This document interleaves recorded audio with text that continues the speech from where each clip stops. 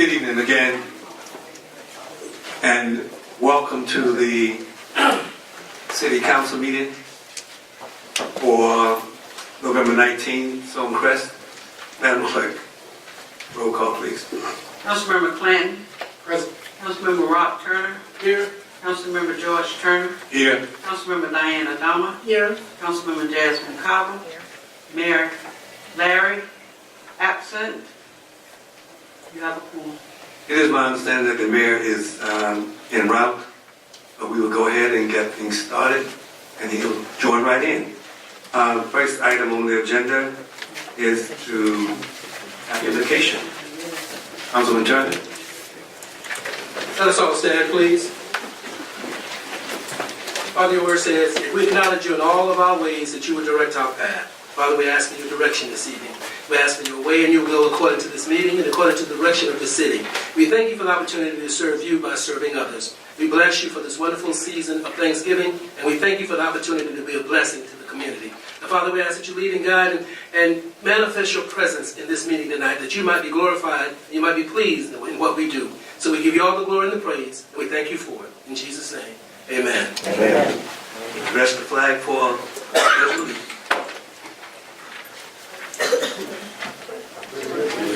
To the flag of the United States of America and to the republic for which it stands, one nation, under God, indivisible, with liberty and justice for all.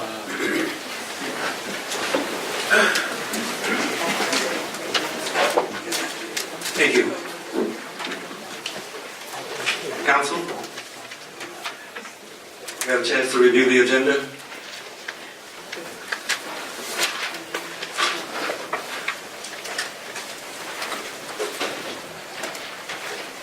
Any corrections, additions to the agenda? Additions, please. Councilwoman Dama. Thank you, Mr. Mayor Pro Tem. Under public comments, need to add that Mayor also mentioned that the... No, hold. Are we accepting the agenda? Agenda, not the minutes. Okay, Agenda. yeah, okay, I want to go back. On the agenda, I'd like to request that under the consent agenda items, the lot combination of Lakeview at Stonecrest subdivision and parts of Stonecrest be on the agenda for discussion. We removed out of consent agenda items. Okay, I believe the process will be, you'll be allowed to do that when we get to that line. You can just request that they be pulled from the Consent agenda. This would be the appropriate time to do it. appropriate time is now. Yes, I stand corrected. Make up your mind, which one? I stand corrected. I'll yield to the learned attorney. Okay, removing from the agenda, the consent agenda, you're removing which items? I'd like to remove, under the consent agenda items, I'd like to remove number 3, lot combination of Lakeview at Stonecrest subdivision, 7196, 7340, 7345, 7280, 7226, and 7290 Rockland Road. And then I'd like to remove number 4, lot combination, Part D, parts of Stonecrest subdivision. So they removed from the consent agenda and moved to the regular agenda. Is that correct? Yes. Okay. All right, anything else?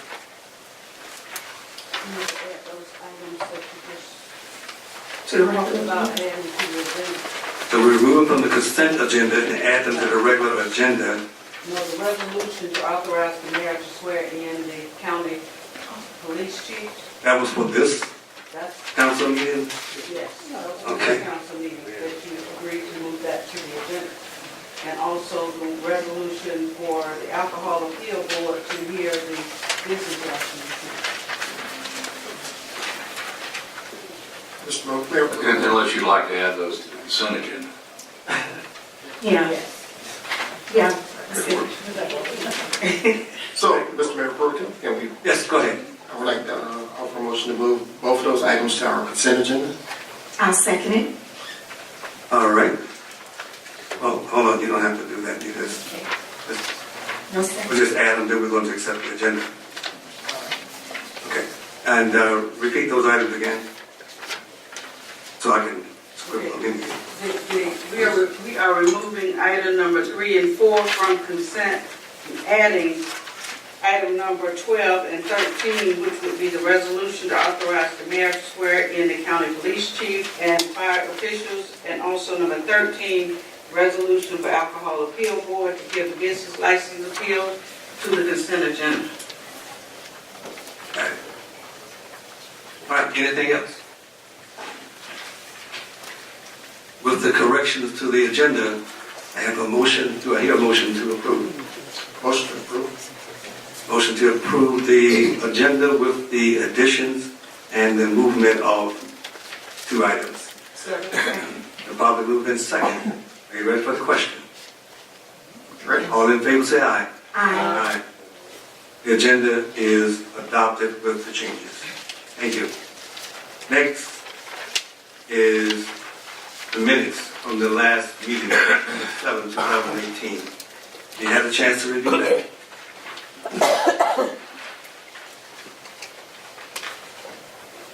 Any corrections? Additions, please. Addition? All right. Go ahead. Additions under public comment. Under the first public comment from Mira Cardenas. She spoke on the historic and cultural landmark ordinance and how history is important. She also added that it's good for the city with the potential to bring in much funding. So I just want to add, good for the city with the potential to bring in much funding, federal funding, state funding. The other addition is under, let's see, under the agenda items, the discussion regarding the SPLOSH committee.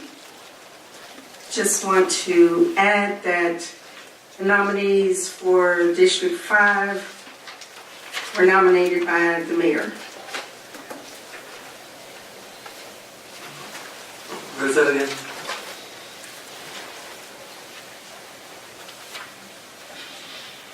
On the item number 9.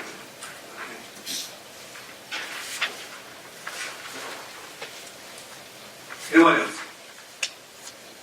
Mr. Mayor Pro Tem, Yes, sir.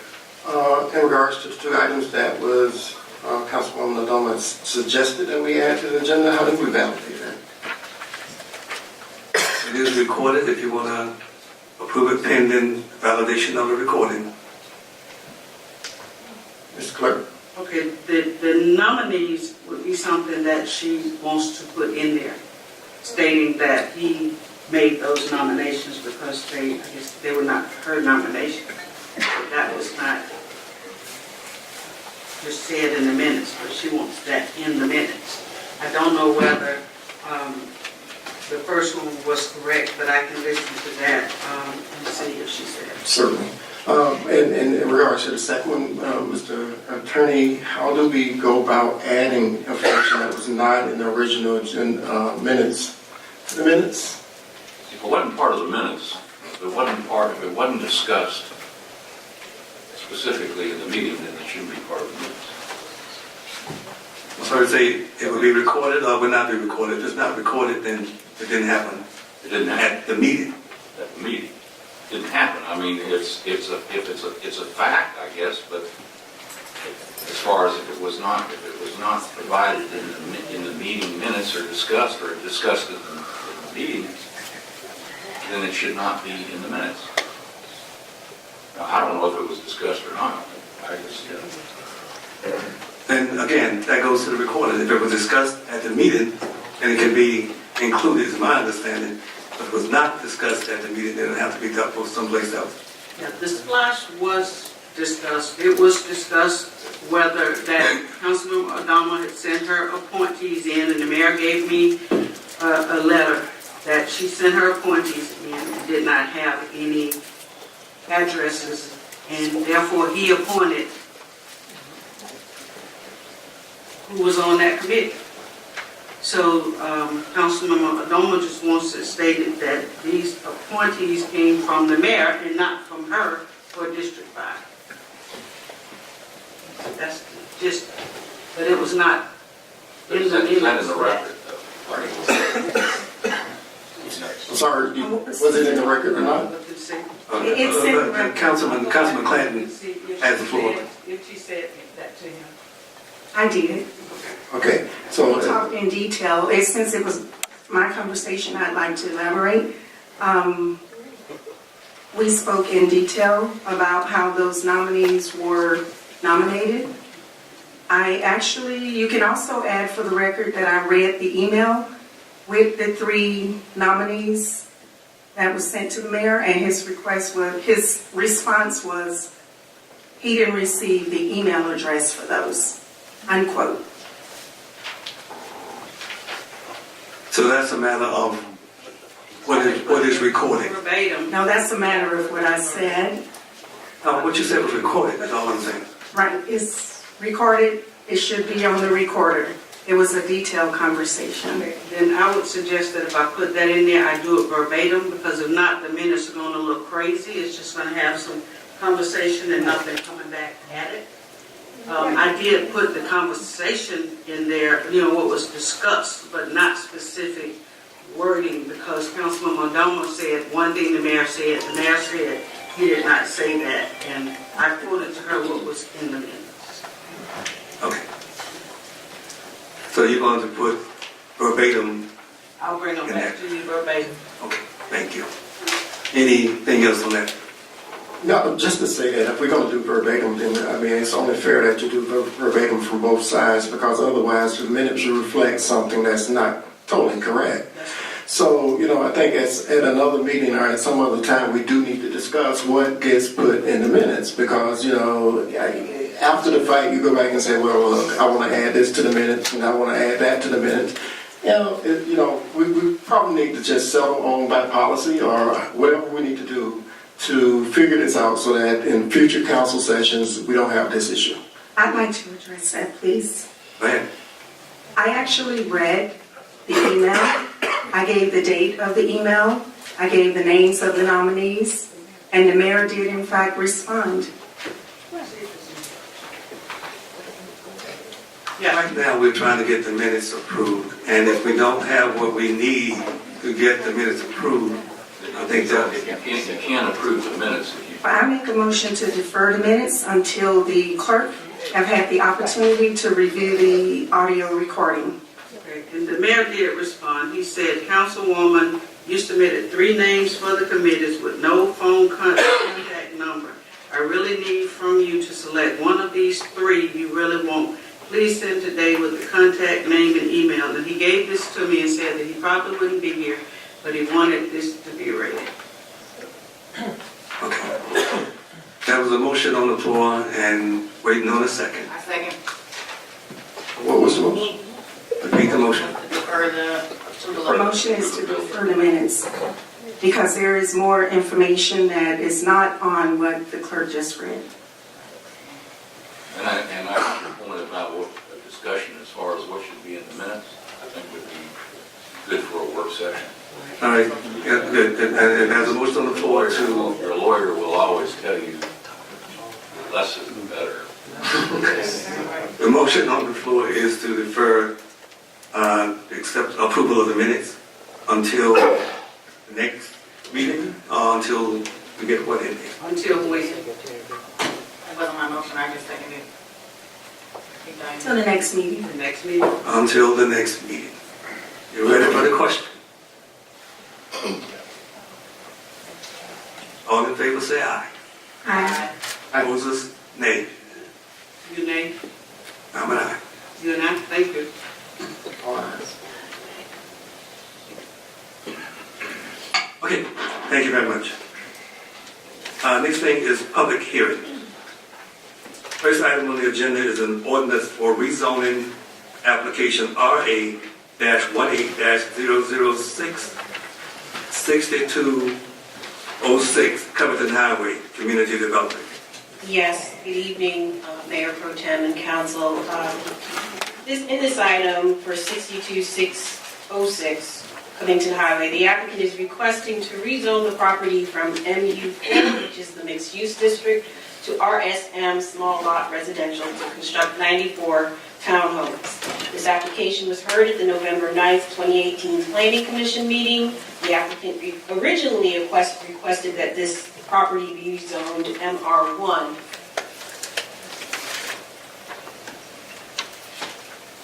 Hold on one second, I just want to shift this over.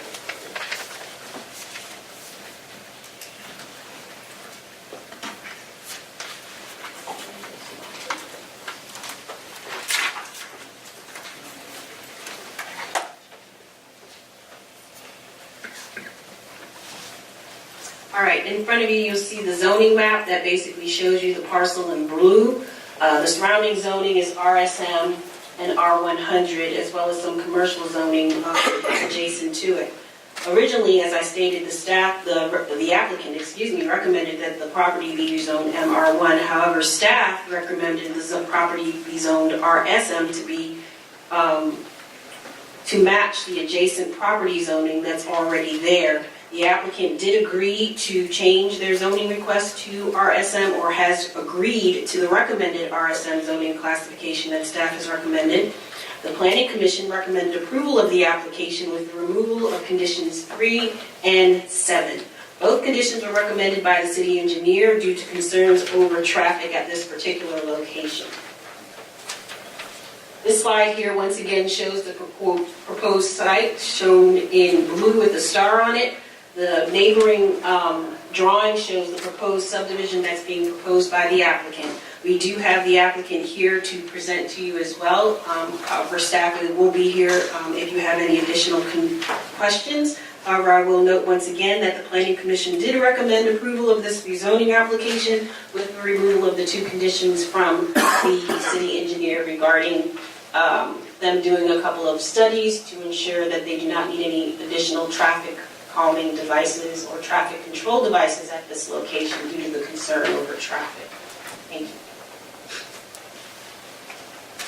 Okay, council, you ready to open for public hearing? We have questions after the public hearing, or we You can do both. ask now? Before we open?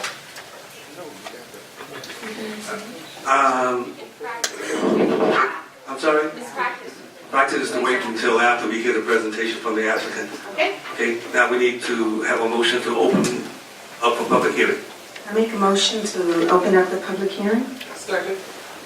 Been properly moved and seconded that we open public hearing for application RA-18-006.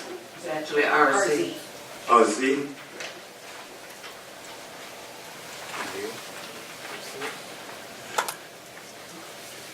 It's been properly moved and seconded. Are you ready for the question?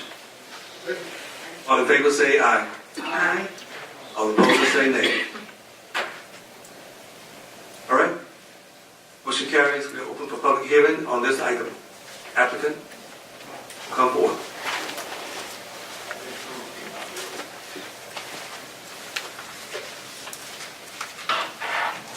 Good evening, Mayor Pro Tem and members of the City Council. I'm Larry Dingle. I'm here on behalf of the applicant, Bill Prost. I won't reiterate what has already been described as the matter before you with regard to the requested rezoning. It is my place to recommend that you approve this rezoning application as it's been approved and recommended by the Planning Commission. There's simply one provision that I'd like to ask that you consider in that process, and that relates to the RSM zoning, and we'd like for it, the record to show that we would like the amendment to be made so that it says the following: for the RSM zoning single-family classification, the single-family attached setbacks are for external property setbacks. The setbacks are not per individual attached lots. That's the simple request that we're asking for. What I will do at this moment is ask Ken Woods, who's also working on this file, to come up and give you a more thorough explanation of what this application is about.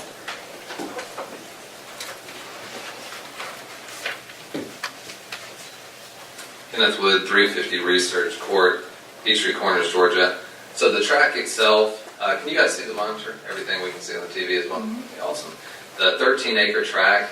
So it currently today is MU4. There was a lot of different talk with staff as well as the Planning Commission about what it is today. So today it's zoned for 123 senior apartments, rental apartments, as well as 20,000 square feet of office, which is MU4. When you look at the future land use map, one of the things that is really striking that is it's a neighborhood center is the way the future land use map works. And so when we looked at this, and we're looking at it as for-sale townhomes, so downzoning it from the MU4 to for-sale townhomes for home ownership. The townhome sitting up against the commercial, it's a C1 commercial center just to the west of us, makes a great transition. And that's what we were looking at. I think that was why it was zoned MU4 previously. And so when we originally submitted, you can see it in the middle, we submitted at 115, and then we since brought it down to 105, and now we're down to 94, which is the current layout. And so it's just under 7 units per acre at 6.94 units per acre on the total. And so when you're seeing that staff recommendation, making sure I explain how everything occurred, we got through Planning Commission to you guys, is the MR1 zoning had a base density of 8 units per acre. So as we started dropping our density, we dropped down to which would be more appropriate for the RSM. And then the RSM, in order to get from 4 to 6, we have some density bonuses that we look to achieve. Like I said, all of the townhomes, when you're looking at it, let me make sure I get this, are attached, and they are all for sale. And so we've had a lot of different site plans that we looked at through some of the different mix. This was the original site plan that had a little bit less, and then we kind of crunched it in. And so the way you look at it today is we have a 50-foot buffer, undisturbed buffer on the entire top against the single family. If you're looking on the west side and the back, there's an existing stream, and so we're about 200 feet away from the back single-family properties.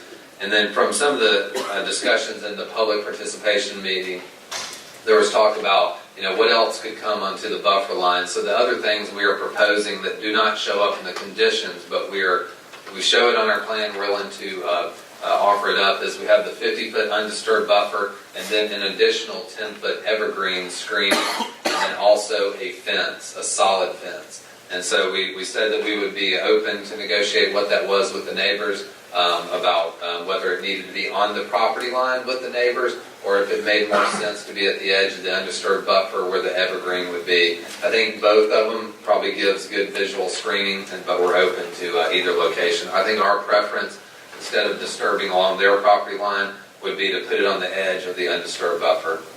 But I just wanted to make sure I talked about that and you can understand it.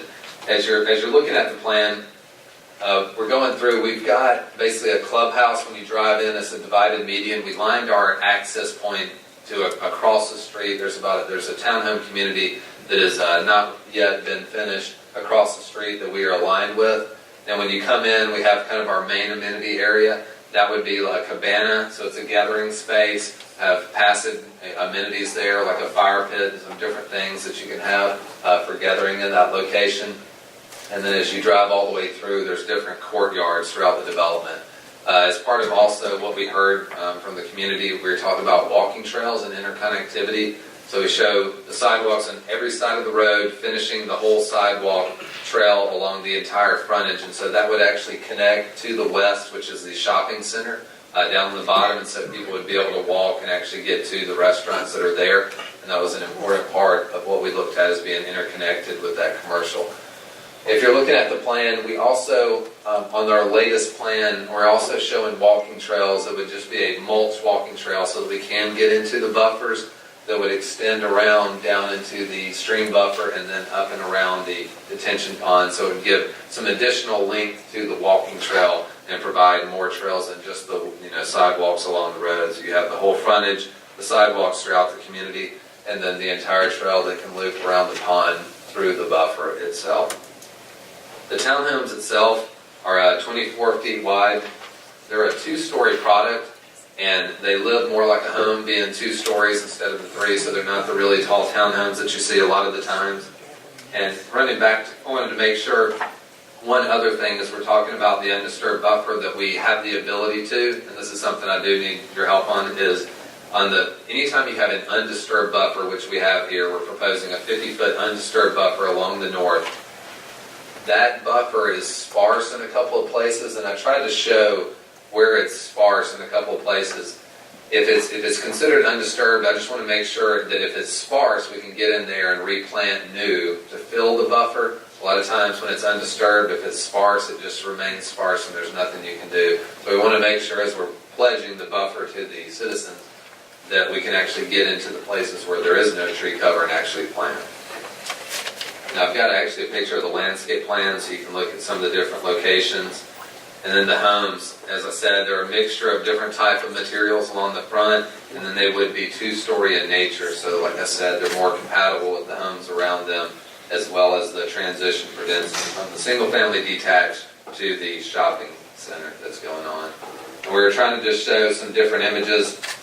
We don't know right now whether or not we would have the cabana with the pool or cabana with some other type of amenities, but we definitely have, whether it's passive or active amenities would be there in the central location so that it's easy for everybody to get there, as well as we have over 50% guest parking. That's real big on townhome developments. A lot of people don't have guest parking, and we wanted to make sure that we had that there. And with that, I'll like to leave any remaining time for rebuttal. Thank you. Thank you very much. Anyone else speaking in favor of this development? Anyone else speaking in favor of this development? And click how much time? 2:10. At this time, we'll entertain anyone who is speaking in opposition to this development. Is there anyone speaking in opposition to this development? Seeing none, the applicant, you finish? Only to the extent you have questions. You have questions. Just hold on. Okay, I'll entertain a motion to close the public hearing. I make a motion to close the public hearing. Second. Probably move this item that we close the public hearing. At this time, we'll entertain questions for council and the applicants. Oh, I'm sorry. All in favor of closing the public hearing, say aye. Aye. All opposed, say nay. Motion carries. Now, we'll entertain questions from staff and the applicant. The only question I have is how much would these homes be worth because cost?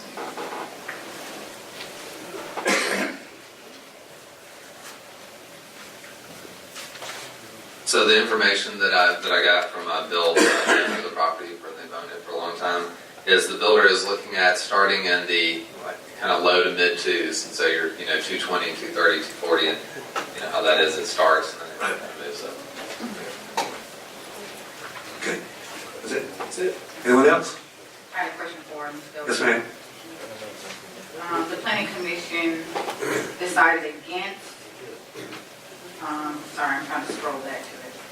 I can the traffic thing. Uh-huh. So the reason that request was made, it wasn't that we did a traffic study and submitted it, and Ken's request. What our concern was it was very open. It basically said that if you do a traffic warrant analysis and you're at the intersection and it says you need a light, even though we know that there's no way that 94 and the number across the street would trigger that, a light being that close to the other one.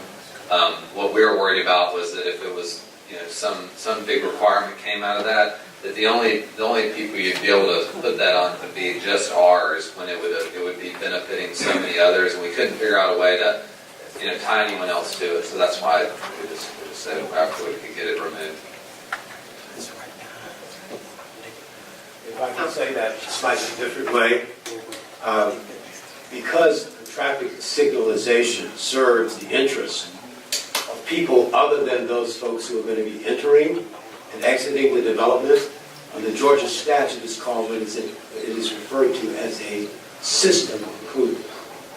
When you have a system improvement, you charge everybody for his pro rata or their pro rata responsibilities of that system improvement. That's what the traffic development would actually be, a system improvement.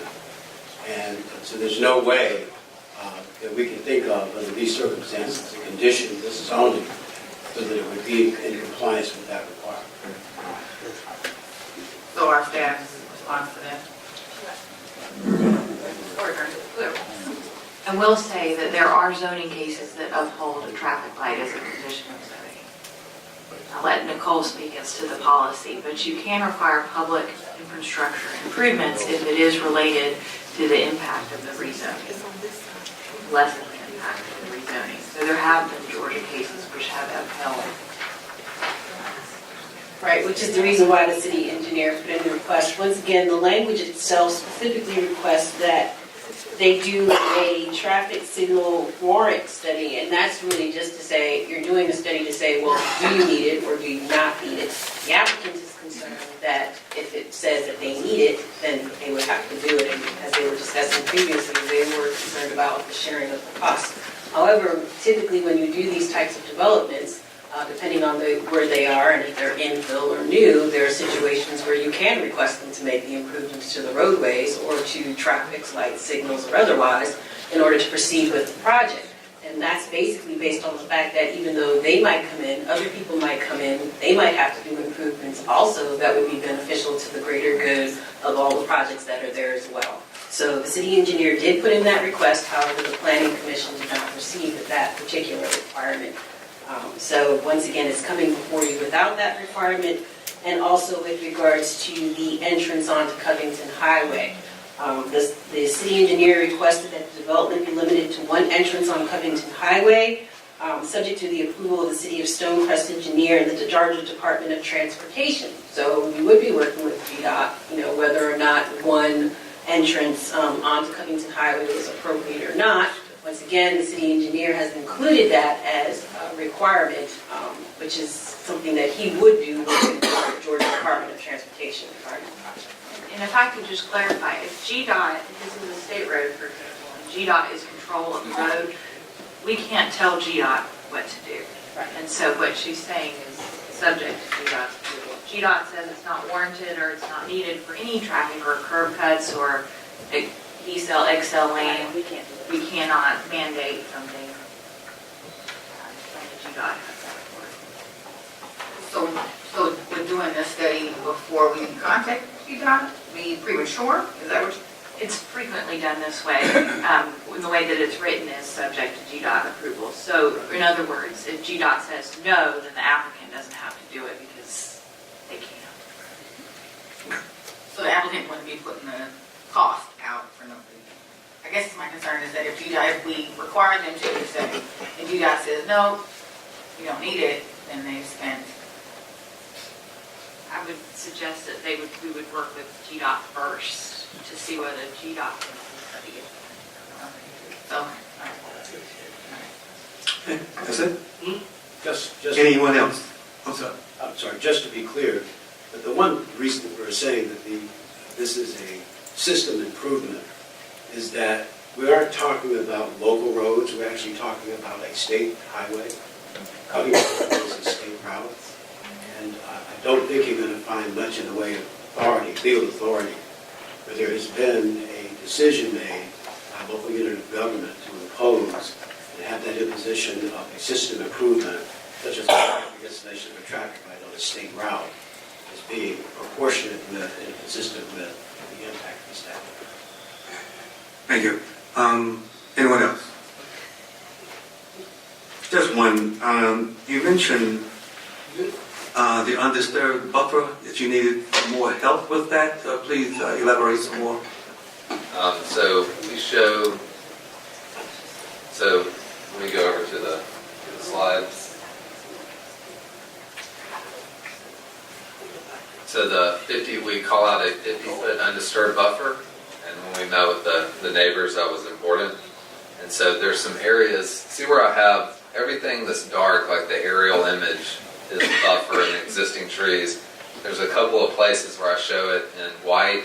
That's where replanting would occur. All I'm asking is if maybe there's a condition added that says where the buffer is sparse, replanting is allowed. It's something that just allows us to replant, because in a lot of jurisdictions, I haven't come across it in Stonecrest yet, but in a lot of jurisdictions, if it says an undisturbed buffer, sometimes we literally can't even get in there to replant a tree. And staff, you are okay with that? Yes, I can go back and check to confirm. It is true, there's some instances when you have an undisturbed buffer, they don't allow you to do anything in it. I don't know if ours specifically says that. I know within our transitional buffer, we're not allowed to do anything, but I will check that and see whether that would be appropriate. And I'll also look at the 50-foot buffer, because some of the information that the applicant's bringing to you, we didn't actually get prior to this, or at least I haven't seen it, so it's hard for me to say with it 100% being okay, but I feel that we'll be able to look into it and get it sorted out, and it should be fine. Thank you. If I would suggest maybe the term landscaped buffer instead of undisturbed buffer, would probably cover those concerns. Okay. Any other question? Yep, I have a question. Yes, ma'am. So if we were to move with the recommendation that the planning commission gave us, how do we ensure that the GDOT process is followed through? Or do we need to make the recommendation with that, some kind of special language? You could recommend what Emily has suggested, which was to have the staff work with GDOT to see whether or not these requirements are needed, necessary, unnecessary, based on them. The requirement for the warrant study is also in conjunction with approval from the Georgia Department of Transportation. So nothing here that was recommended by him is something that would not go to Georgia State Department of Transportation to get their approval or their input as it relates to it. So you could just put some language in there for them to make sure that discussions are had with GDOT regarding any improvements that may be needed for the road. And I think that may be appropriate. I don't know, Emily, if you feel differently. I mean, it's kind of, the decision is yours, of course. So condition 3 says the development shall be limited to one entrance on Covington Highway. Said entrance shall align with Sandfinger Drive and have adequate spacing and sight distance subject to the approval of the city engineer and GDOT. So that's So it's whether or like- not they will have another access point on Covington Highway or not, which GDOT would approve either way. They have to. And then 7 is the warrant study for the traffic signal.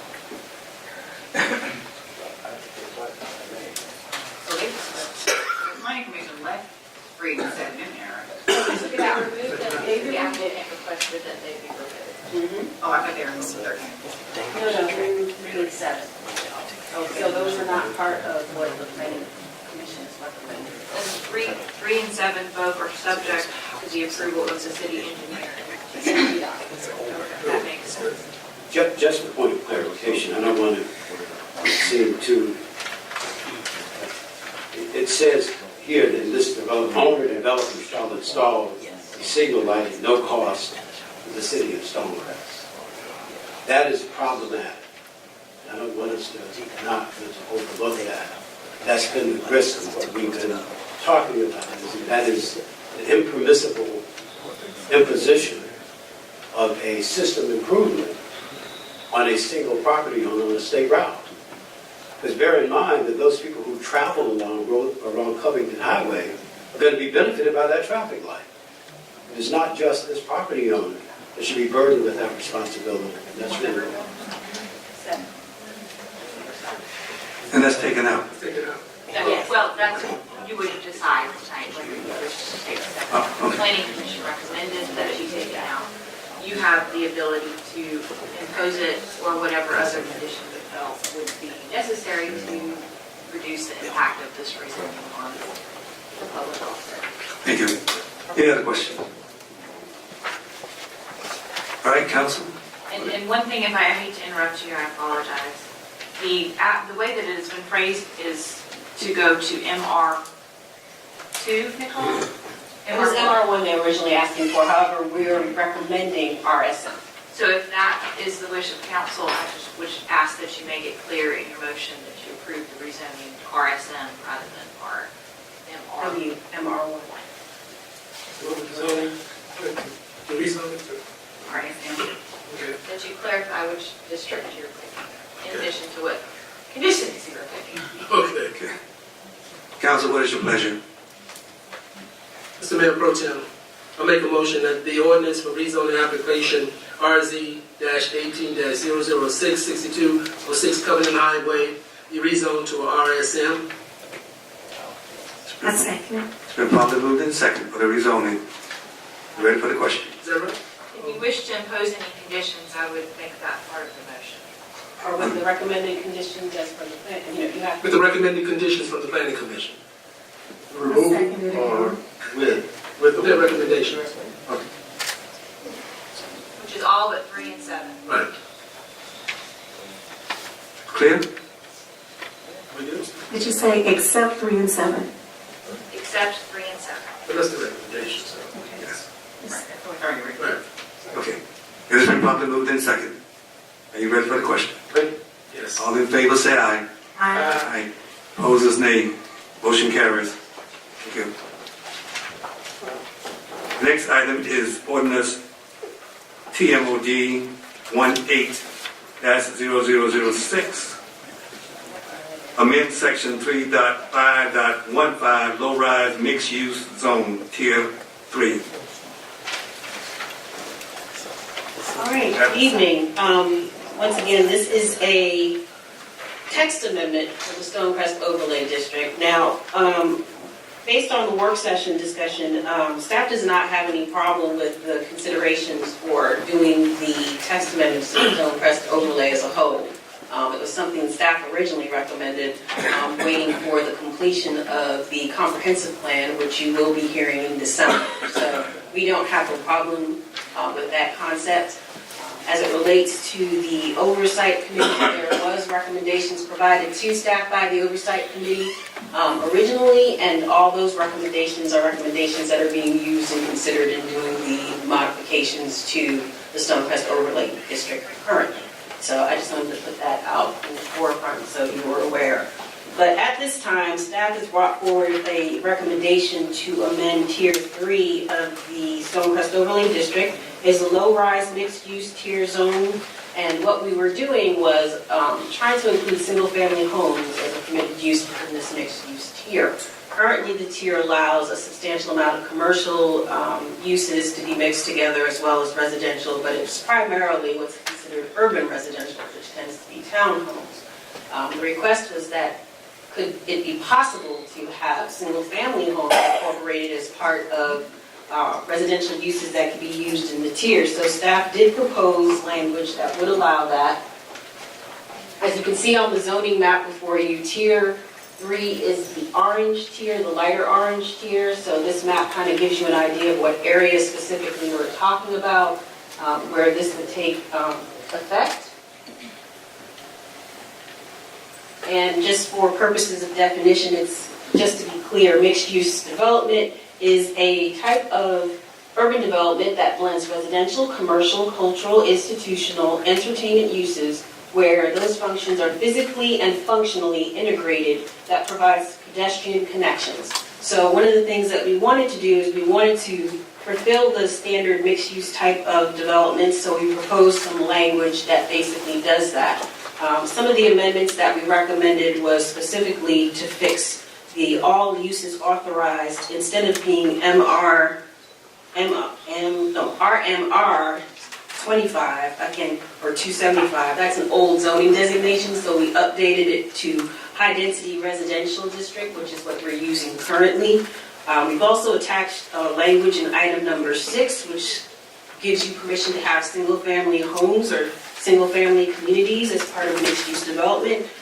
So as long as you're doing some type of mixed-use development, you can have a single-family community included with that. We've provided some additional details as it relates to some of the development standards for this particular use. This item was heard by the Planning Commission, and they did recommend approval of the text amendment. So staff is available if you have any further questions regarding this item. Thank you. Thank you. Council, at this time, we'll entertain a motion to open floor for public hearing. Mr. Mayor, That we open up public hearing. I second it. Been properly moved and seconded to open floor for public hearing on this item. All in favor, say aye. Aye. Opposers, nay. Floor is now open for public hearing on this item. Those speaking in favor of this item, please come forward. Good evening, council members. Michelle Battle with Battle Law, 1 West Court Square, Decatur, Georgia. I am here representing not only Rockhaven Homes, but others who are developing within the area. I'd like to give a little context. I may have a slight disagreement with staff's presentation of this issue. First and foremost, we've got projects that are pending for which land disturbance permits have already been issued in this particular tier.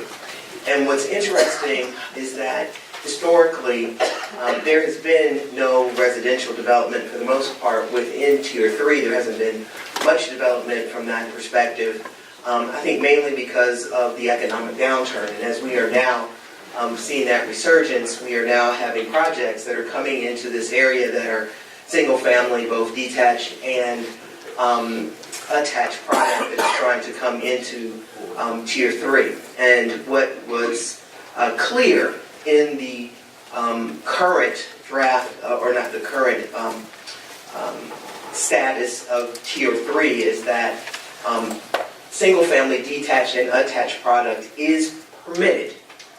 I'm not sure where staff is getting that it was not, but it is. Under, if you look at the statute itself, it indicates that all uses that are allowed in the RM75 district are permitted within Tier 3. Well, under the current code, RM75 translates into MR2.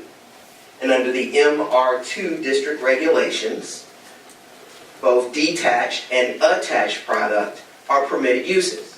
Staff, however, has now suggested that because of other comments received, that they should change from MR2 to H1, which in fact disallows that detached product.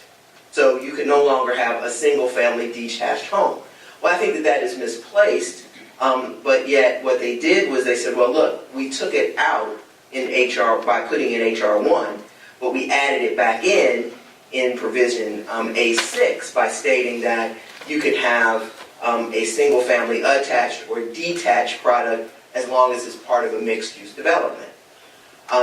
We believe that mixed use means, in that instance, that you can have a detached product and an attached product, and you meet that mixed use definition.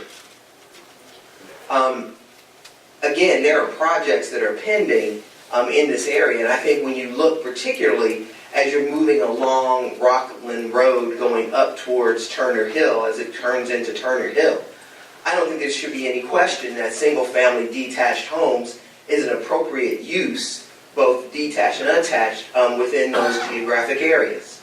You look at anything, quite honestly, south of Hayden Quarry Road, and I think you've already got product that has been approved in that area. You've got folks who are already putting forth plats with regards to both detached and attached product. So what we were looking to do and what we had requested was that there be some modifications to Tier 3 because of pending projects where there is no guidance as to the district dimensional requirements within Tier 3 as it is currently written. So if you look at Tier 3 right now today, it says that single-family homes are permitted, single-family attached is permitted, but there's no regulations that says what the size of the lot has to be, what the setback on the lot has to be with regards to that specific type of use. Whereas if you look in some of the other tiers, Tiers 4 and Tiers 5, you'll see that there's more specificity there. So when clients have been coming and trying to actually lay out their projects and say, well, MR2 says that we can have a single-family house, but it doesn't say how many, doesn't say, the regulations don't seem to jive with that type of product in terms of what the dimensional requirements were.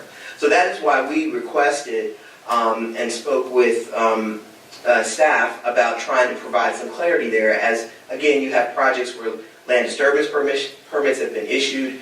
People have been purchasing property within that tier in anticipation of being able to develop in accordance with Tier 3. So we are very much in support of the Tier 3 modification in the text amendment. We believe that it will allow for the continued development within that tier. We recognize that the staff will be looking overall at the Stonecrest Overlay District, making further modifications as suggested by the City Council and through the comp plan review. But we believe that the changes that have been made in this iteration of the text amendment are consistent with the vision that has always been had for that tier. And so in order to avoid slowing down projects that have already been permitted, we certainly would request that you all move forward with approving this text amendment for Tier 3.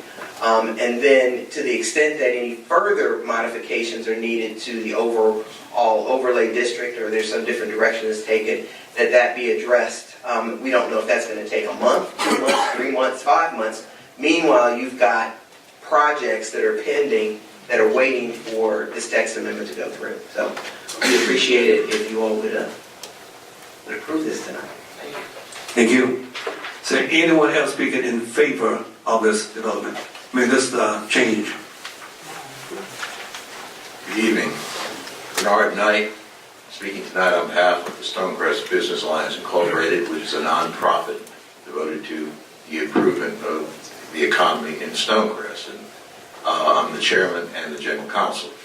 I want to thank Ms. Battle and her clients. They came and they talked with the Business Alliance Board at length. They explained this to us, and we did vote to support this text amendment.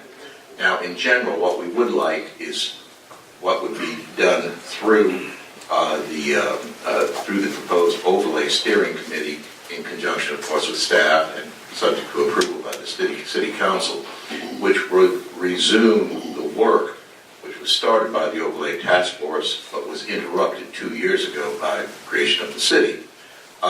This particular amendment is a good amendment. It should be done. Now, there is one minor problem with it, which is that it applies to Tier 3, both north and south of I-20. This Tier 3 is mostly south of I-20. That's where this amendment would be appropriate. Frankly, I don't think there should be any Tier 3 north of I-20. And that's one of the things I believe that's going to be addressed with the overhaul of the Stonecrest overlay.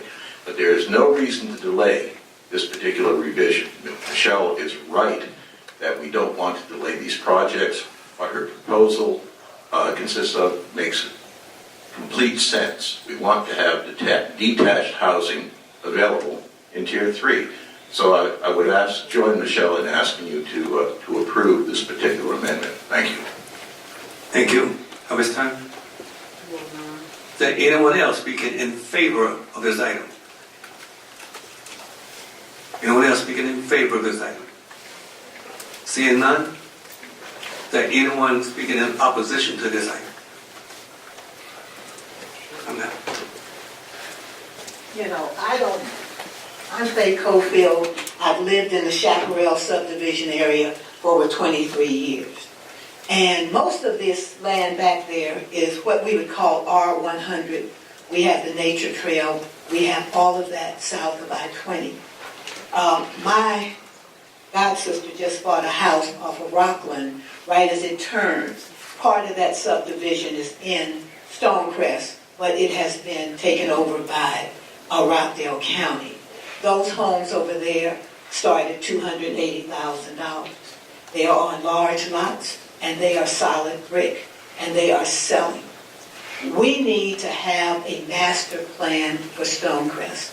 I have looked at the, LCI from 2013, and that is a wonderful, agreeable use for land, because as they say, most of this land going towards the nature preserve is on granite. So now this was explained to me, if you take 20 acres and you approve for them to have 100 houses on 20 acres, but they can only build on 5 of those acres, they still can try to squeeze as many houses on that 5 acres as long as they stay under 100. We need to make sure that Stonecrest becomes the city that we were promised. Now, I came down Memorial Drive.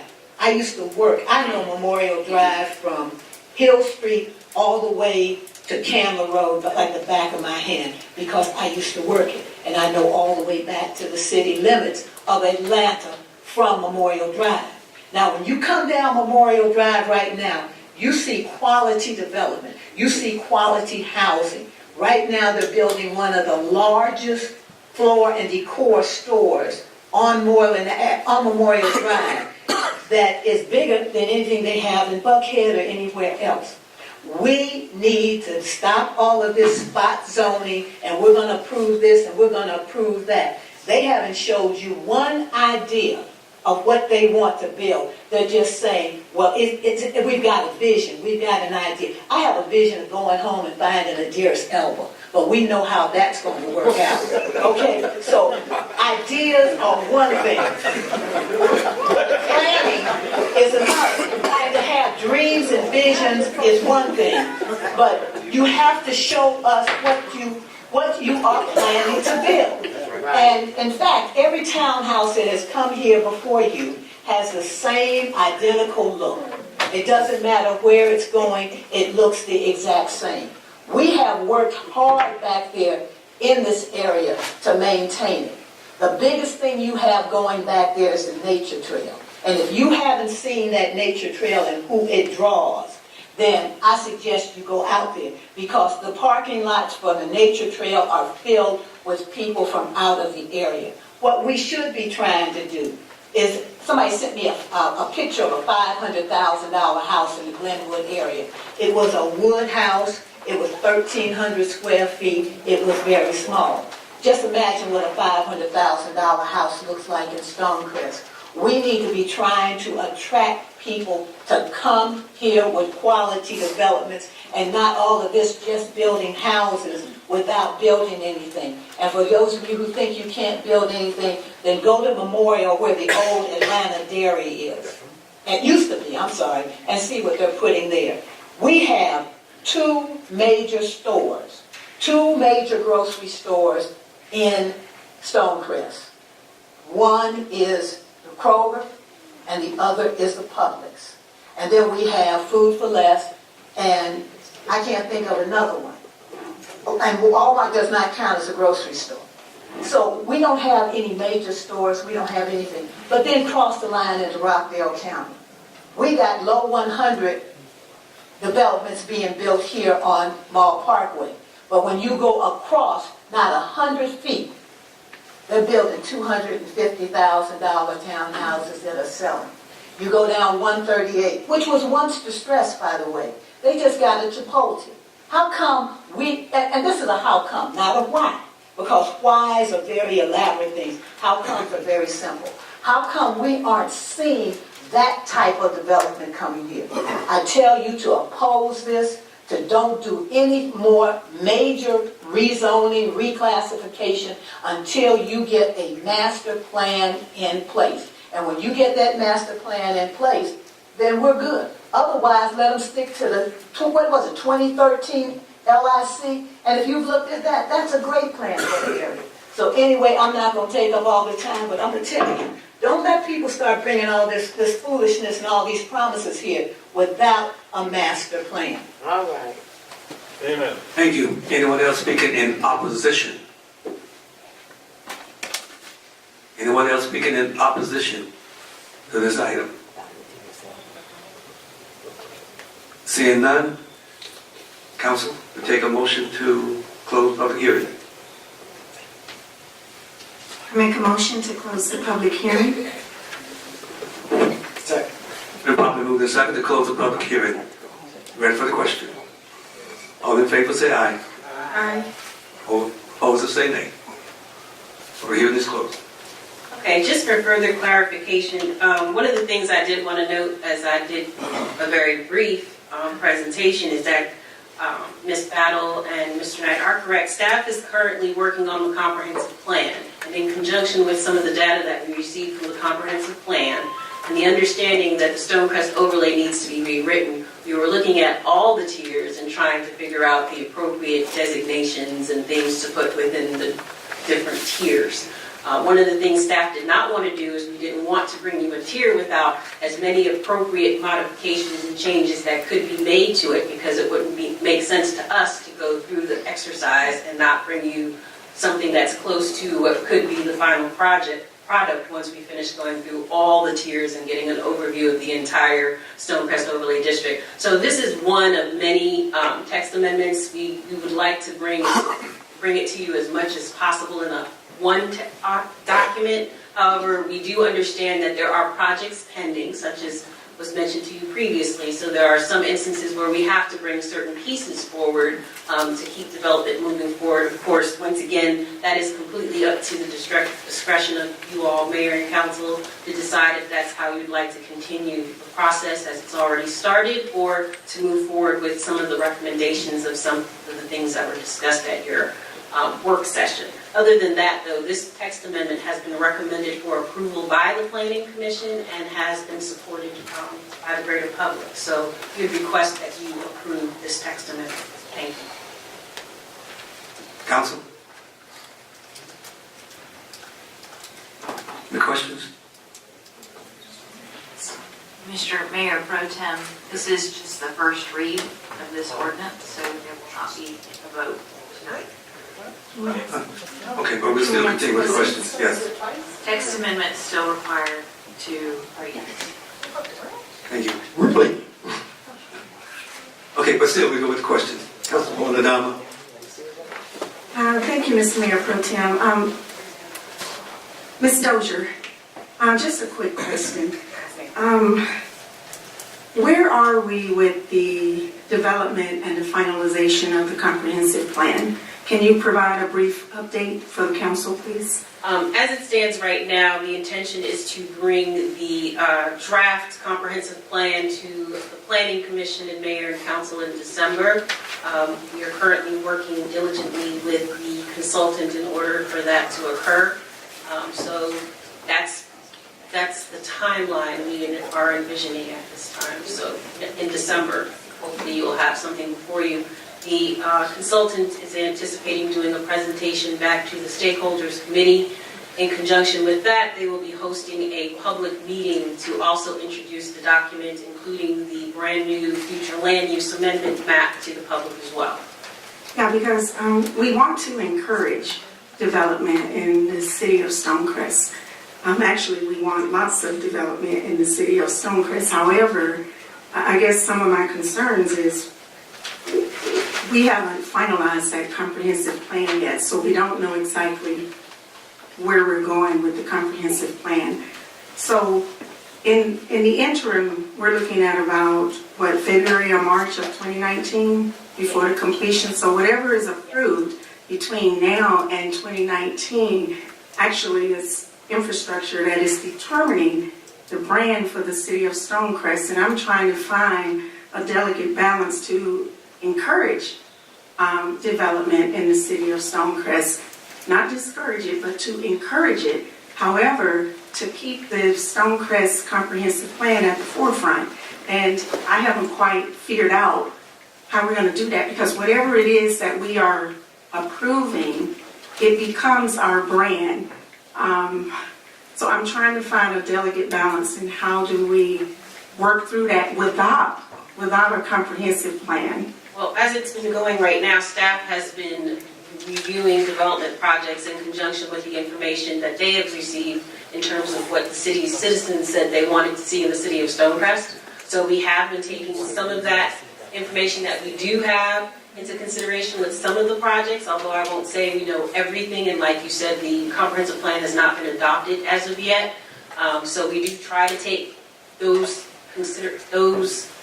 details and information that we have received from our public surveys into consideration when looking at projects. So we do our best to try to approve or recommend approval of projects that we feel meet the intent of what the citizens of Stonecrest have stated they wanted to see in terms of development, as well as yourselves, to encourage economic development in the city. Thank you. Anyone else? Yes, sir. This text amendment, when we have a two-read text amendment issue, the next time it comes before council, would it come before as a public hearing, or would it come forth as a ordinance You were only for required, approval? you were only required to have one public hearing. In practice, we have been doing to re-advertising it. So which would it be? Well, We've been doing it because it's when it's deferred, you've been doing two, because Yeah. it's gone back to the planning commission. and then it has to come back. But we also understand that mayor and council have requested that staff try to do as much public outreach and notice as possible. So we try to notify the public as much as possible whenever these items are coming forward. So Well, you have been doing, in some instances, more than more you're than you're required. required. Well, that's good. So then back to the LCI. You mentioned something about the LCI study in regards to what you guys looked at in regards to this text amendment. So am I hearing that staff has looked at, as Councilwoman Adoma pointed out, some of the items that may or may not be included in our comp plan, as well as the 2013 or whatever year the LCI study was done. All that was taken into consideration, and this project is in alignment with those items as much as you can tell. Well, what I will say is that with the consultant as part of the comprehensive plan process, they have looked at all the studies that have been done within the city of Stonecrest. From the perspective of, as it relates to this particular text amendment, we have viewed it, but we have not gone through it thoroughly, which is the reason why I said we anticipate coming back with other amendments and changes, because of the fact that we're going to go through our comprehensive plan process next month. And there may be adjustments that need to be made, even with, projects such as these, just to ensure that they do comply with what the vision is for the city of Stonecrest as part of the comprehensive plan process. So we have looked at it, but not thoroughly.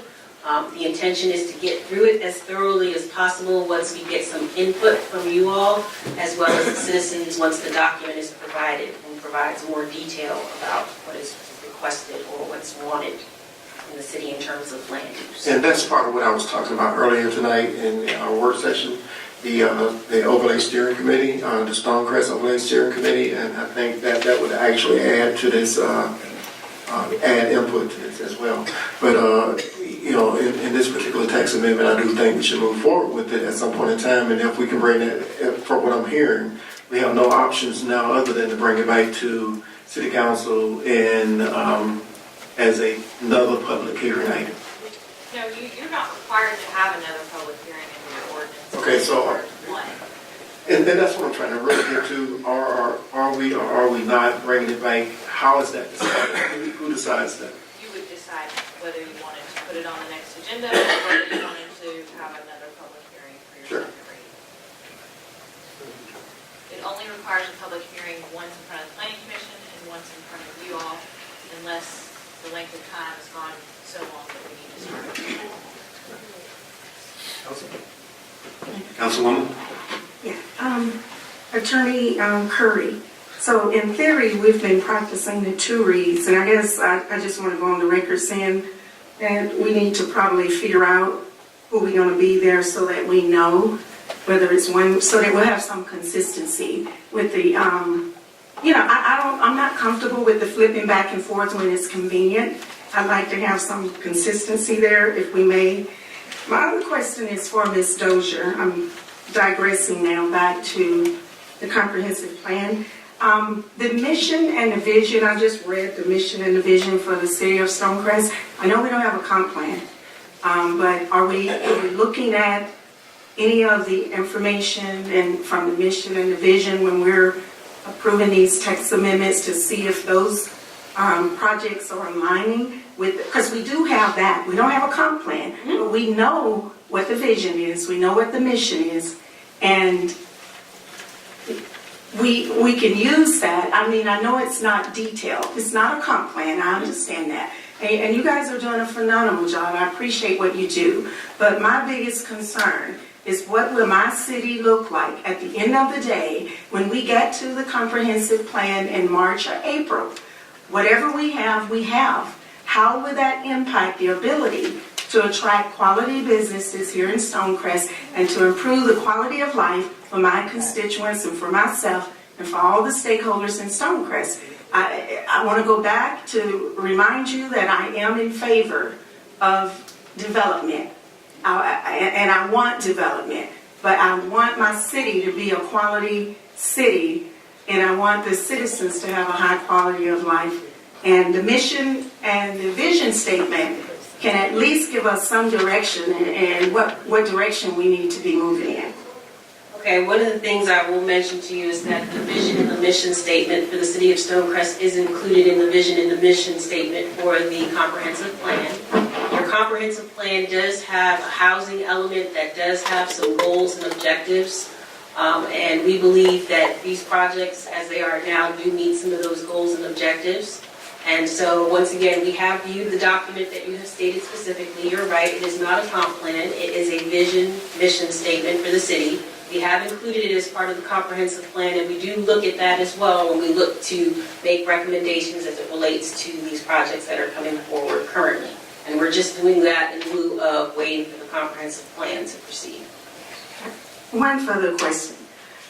Are we having a conversation about the attraction of businesses to Stonecrest, how that relates to the approval of the zoning and the development? How will that help draw the business, whatever we're looking to, what our brand is, because we haven't really determined the brand. What I will tell you is part of the comprehensive plan is to have an economic development plan. As you know, your economic development staff is working on a marketing study to see what type of businesses should be here in the city of Stonecrest. Some of that information is included as part of the comprehensive plan. It is outlined in your short-term work plan as some of the projects that shall be completed as the comp plan is adopted. So economic development, small business development, all those sort of things are being incorporated within the comprehensive plan and will be reviewed every time a project comes through as part of the comprehensive plan review once it's adopted. Thank you very much. Mr. City Manager, can you speak to our existing comp plan that we're working from? Yes, great point. So the city did adopt the county's comp plan early on. So there is currently a comp plan in place. What we're doing now is, again, this is a more personalized version that was adopted previously by the county. That was adopted because we had to have something in place, and now we're going through the exercise of adopting our own.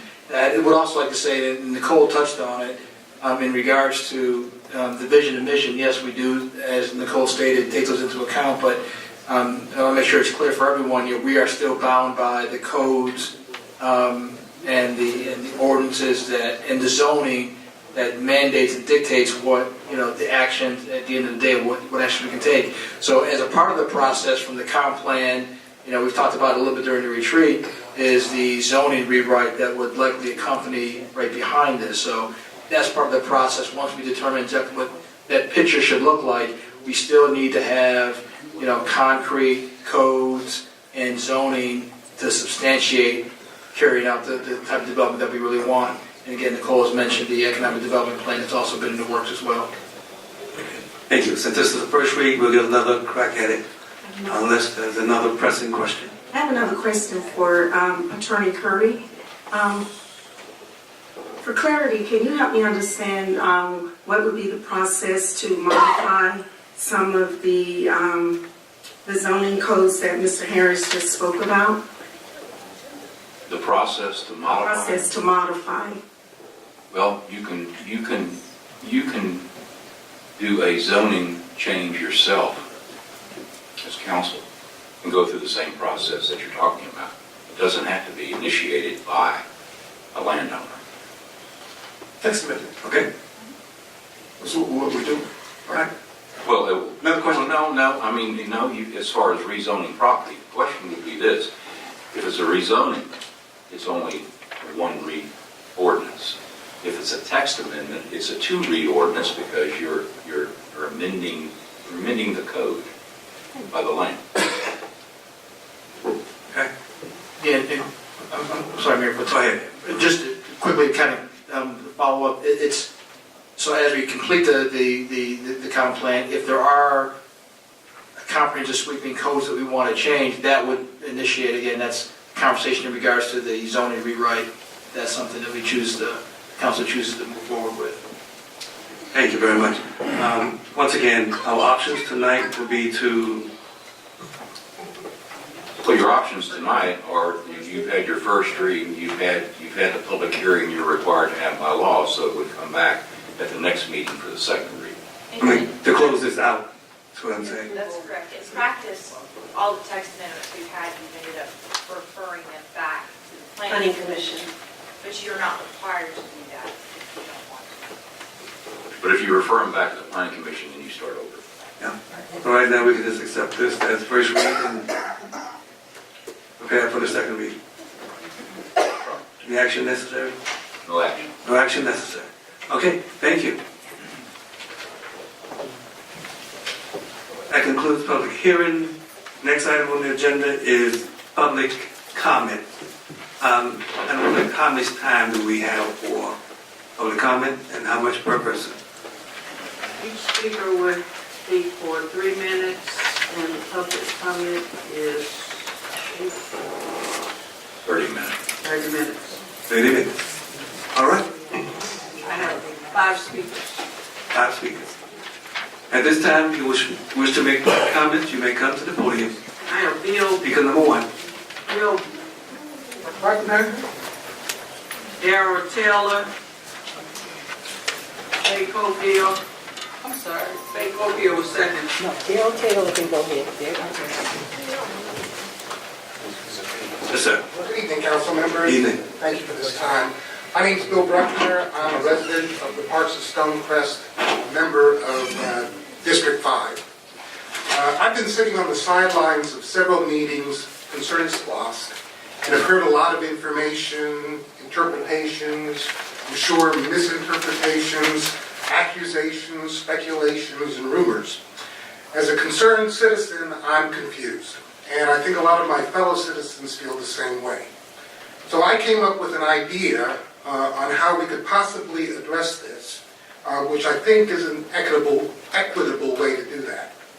I propose that our communications director, Adrian Bell, write up a little history of how the city started working with Rice Consulting up to the current time. He would also interview each of the council members and the mayor to get their viewpoints on working with Rice. After completing his article, Mr. Bell would make sure the council members felt it was a fair representation of their views, and then the article could be posted on the City of Stonecrest website. That way citizens could get a transparent understanding of the situation and the position of each council member from the source. And hopefully would avoid speculation, rumors, and so on. That's my idea for what it's worth. Thank you for your consideration. Thank you for your comments. Next.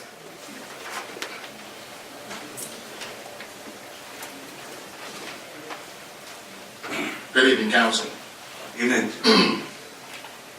My name is Darrell Taylor, and I too am a member of the Parks of Stonecrest, District 5. My concern that I have tonight is around the resolution to amend formation of the SPLOST Citizens Oversight Advisory Committee and appointment of members. I have one statement. The formation of the committee for the SPLOST Citizen Oversight went through a work session, and it was approved twice by the council. Let that sink in. It went through a work session, and it was approved twice by the council. Let that sink in. Thank you. Next. Ms. Cofield. Dave Marcus, Bernie Knight. Hold on, Ms. Cofield. My first comment is going to be about the Blue Room. And I was deeply troubled when it appeared that, because I am a retired police sergeant, I think everybody should tell the pace of the game, that it was said that the DeKalb County Police at some point was kind of confused about what they were supposed to do in ordinances. The police only respond to calls, make arrests, and refer them to the appropriate district attorney or solicitor. The responsibility for the licensing, the occupation, and the liquor license of a business rests with you guys. And I was troubled to learn tonight that you guys don't appear to have anybody that's available to do revocations, even though you have people that can give licenses. So, I mean, that's just my opinion on that. I'm also concerned about the fact that we're going about development and we're not having a master plan. We're not bringing in stuff, while on both sides of us and all around us, we see what everybody would consider appropriate and highly desired development. So that was my other thing. Now, the third thing, I'm going to talk about something that affects me directly. It took me 2 years to find my house because I had certain things I wanted. When I moved into my house, I moved into an area that was a conservation area where we had trees. We had a new landowner to come in that cut down over 100 trees. I took the matter to DeKalb County Code Enforcement. They came out the very next day, early in the morning, issued him a stop work order, told him not to cut down any more trees. He waited until we became a city, and he then cut down over 150 trees while I was out of the country. I notified your code enforcement. He told them he didn't know he wasn't supposed to cut them down. So I then went back myself to DeKalb County, pulled all the records of DeKalb County, provided pictures of what the lot had looked like, and he's still cutting down trees after your code enforcement came out, told him don't cut down any more trees. Now, the troubling part is that we are backing up to the firing range. So even though gunfire doesn't bother me, at night, DeKalb County, 1, 2, 3 o'clock in the morning, they're out there firing. So all those trees that he took down have become a hazard, and they become just a nuisance. And the fact of the matter is, it doesn't seem anybody's concerned about it. Now, I have all the documentation that he was told. I have the documentation that I sent you the pictures of it, and he still continues to cut down trees. Now, that might seem like a little petty thing to you, but I moved into what I thought was an R1, and you always hear me say this, a R100 area. I knew that the land in back of me was conservation. On one side of him is land that's owned by DeKalb County. On the other side is the farm. So for him to take down all of these trees and everything and not be required to put them back is very troubling. And oh, by the way, it's I think $1,000 to a $5,000 fine for taking down trees. So if you need some money, you might want to go talk to him. Thank you very much. Next. Dave Marcus and Bernie Knight.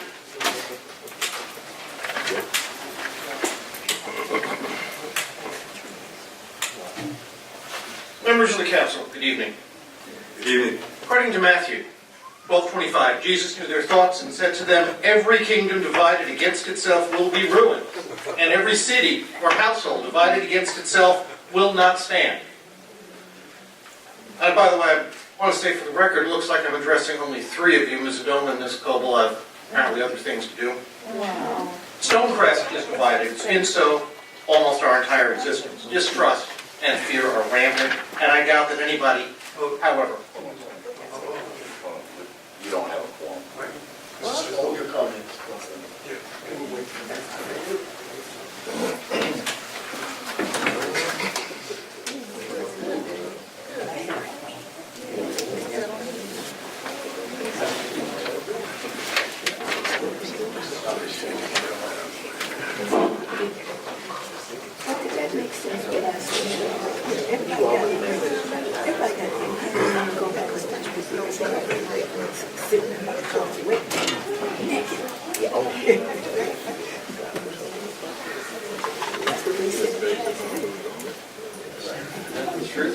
All right.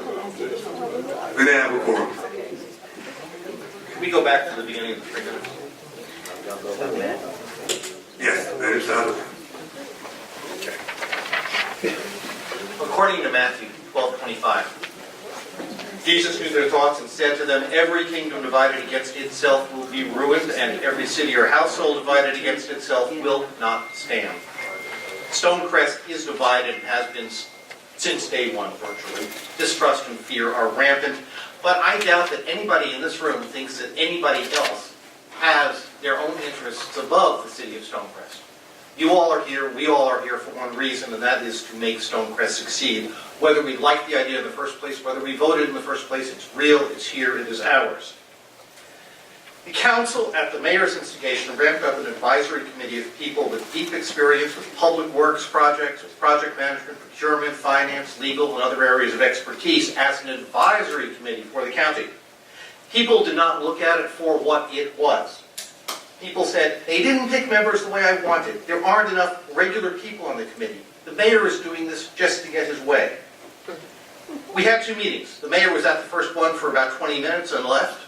Subsequently appointed someone else to take his place. He has not communicated with me as the chair of the committee or anybody else on the committee whatsoever since the committee was ramped up.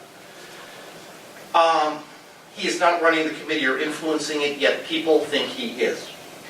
I didn't volunteer to be chair of the committee but was elected, and I said before the vote that I would be a lightning rod for your suspicions. I understand that to be true now. But ask Councilman Turner, George that is, or Councilman Clanton, if I tried to influence the committee unduly at meetings. I didn't. They'll say no. What I did as chair is to keep things on track and moving. And so we made 4 recommendations, each passing the committee unanimously. You don't like the recommendations and are suspicious of their origin, so be it. We are an advisory committee, but you don't have to take our advice. You think we didn't have enough information? That's fine, just provide it, and we will reconsider. As it was, we went off public record, off presentations that were made to the council, from documents, from open records requests, and from watching the SPLOST processes since it started. Just understand, as you talk about the motion to disband the committee and restart it in February or later, that none of us are political.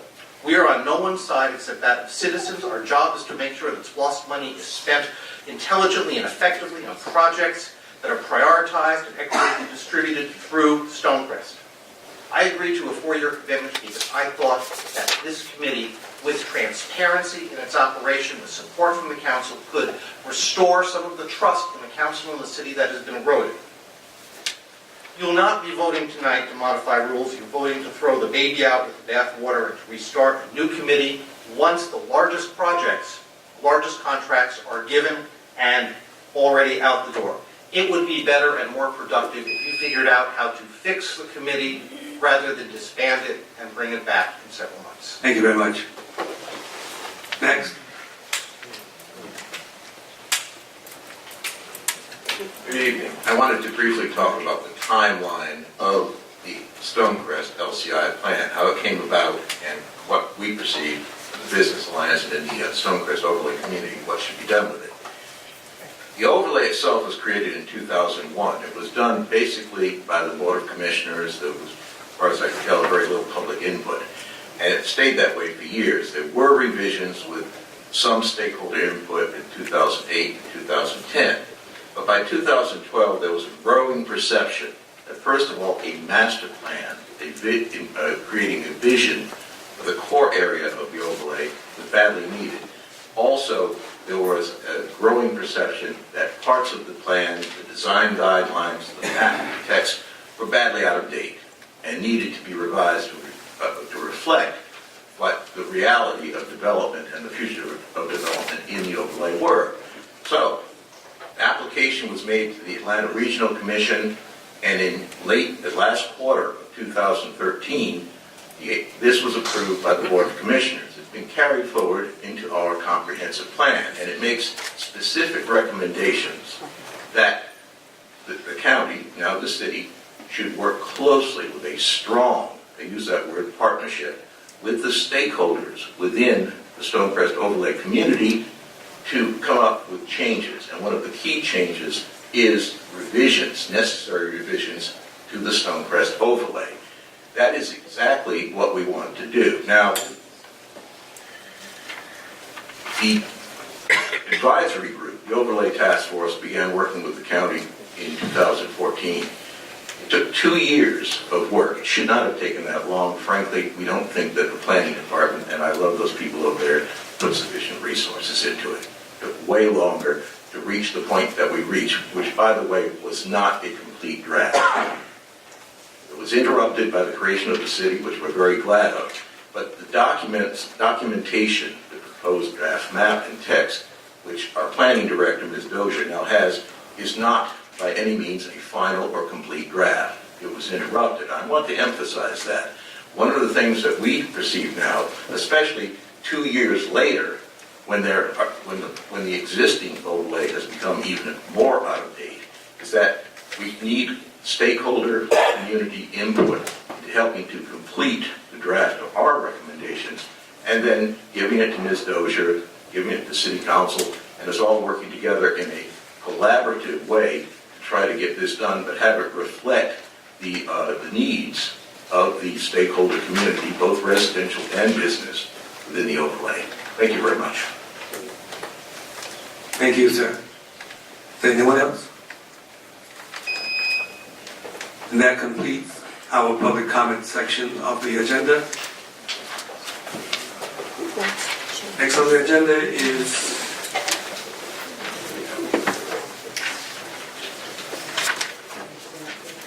the consent agenda items, and they have been changed a little bit. So to get them back in order,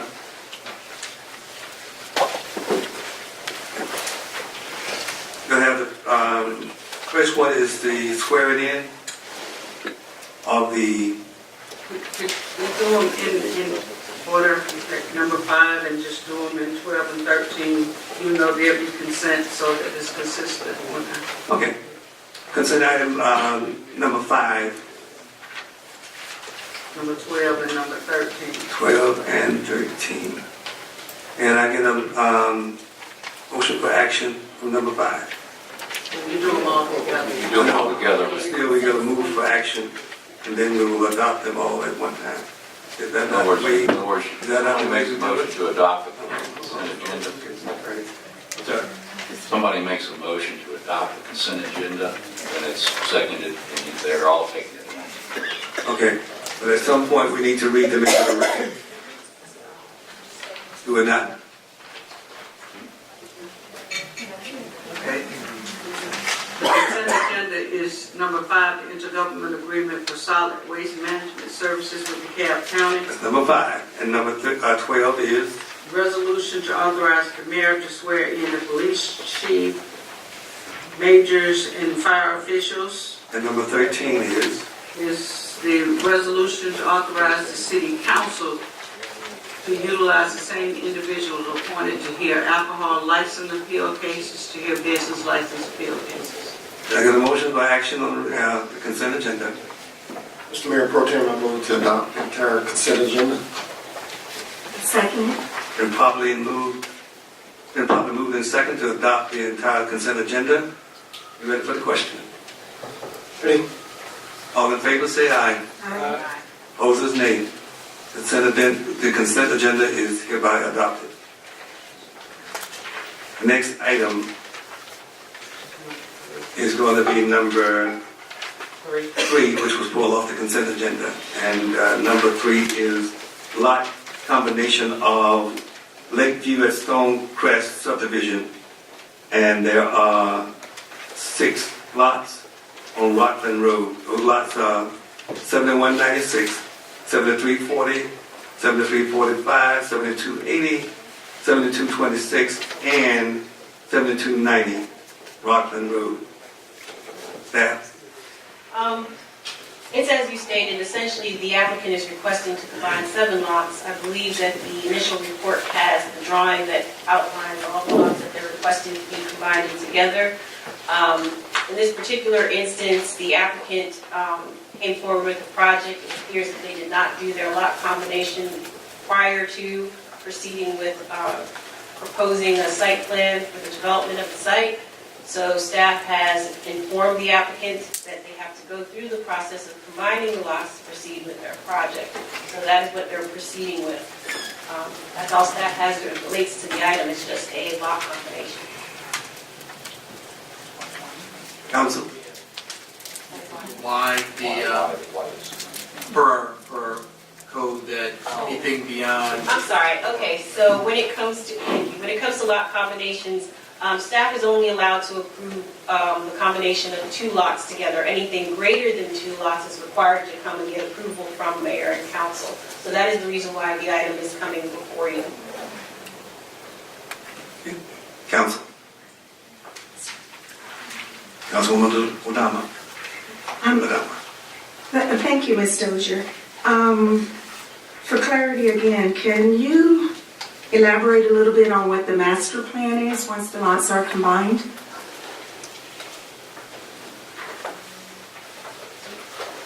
Okay, this property, I believe, has already a plan approved for it. It is Rockland, 7280 Rockland Road. It's rock paved homes. They are proposing to do construction of a 284-unit subdivision on this location. Once again, as I stated before, they have come forward with a plan to do this. However, in reviewing the plan, staff has noted that the applicant did not have the lots initially combined and as required, and therefore required the applicant to go through the replatting process, where they combined the lots together and then proceeded with their project as they have specifically requested. So how are they currently zoned? Currently, the property is zoned OD and it's within the Stonecrest overlay.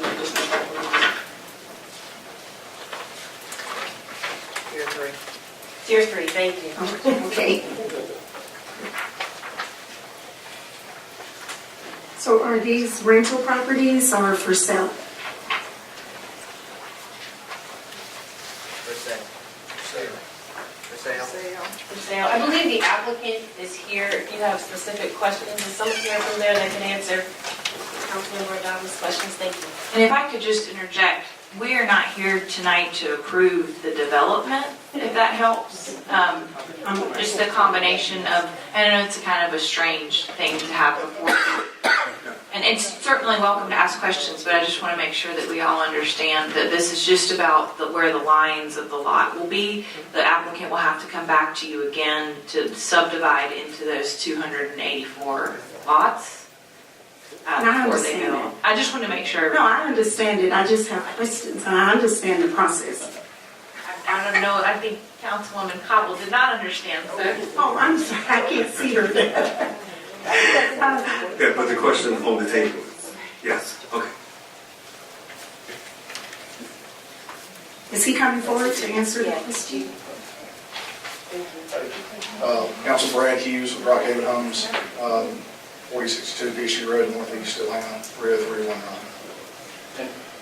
And this, we actually submitted this preliminary plat, combination plat back in April, and got it approved in April, and submitted our LDP, and went through that process. It just never, it just came about, which we needed to have a public hearing to actually approve it, because we had more than 3 lots that we were combining. So, but to answer your question, no, it's not a rental, it's for sale, 3 simple townhomes and for sale detached homes, single-family homes. Follow-up question. Will they have their own separate water, gas, and electric meters? Yes. Okay?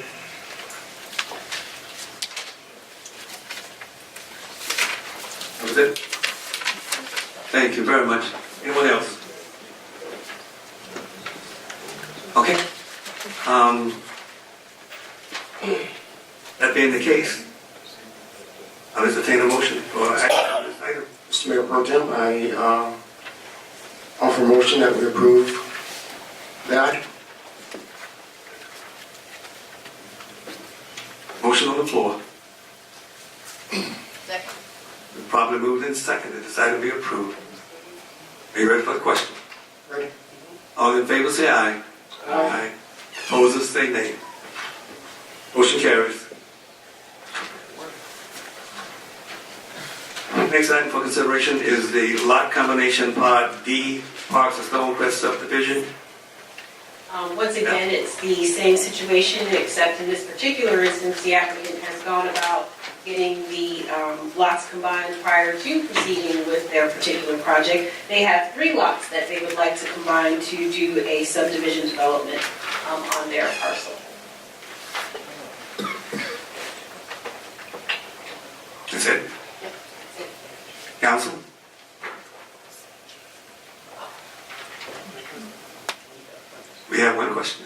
Dozier, same question. What is the master plan? I don't believe I have the information regarding this particular project. Is he here too? Okay, so we do have the applicant or the person proposing or requesting the lot combination here, so I think he can be here, he can come forward. And address council member Adams' question regarding the particulars of your project. Okay. Jacob, I'm with D.R. Horton. We're at 1371 Dogwood Drive, Southwest in Cotton. Coon, C-O-O-N-B-E.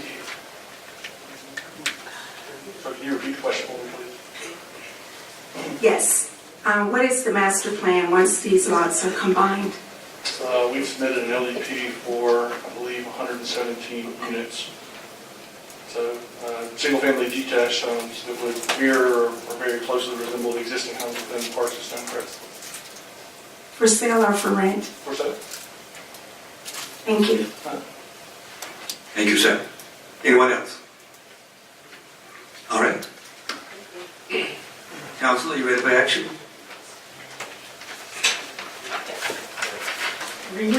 Entertain a motion.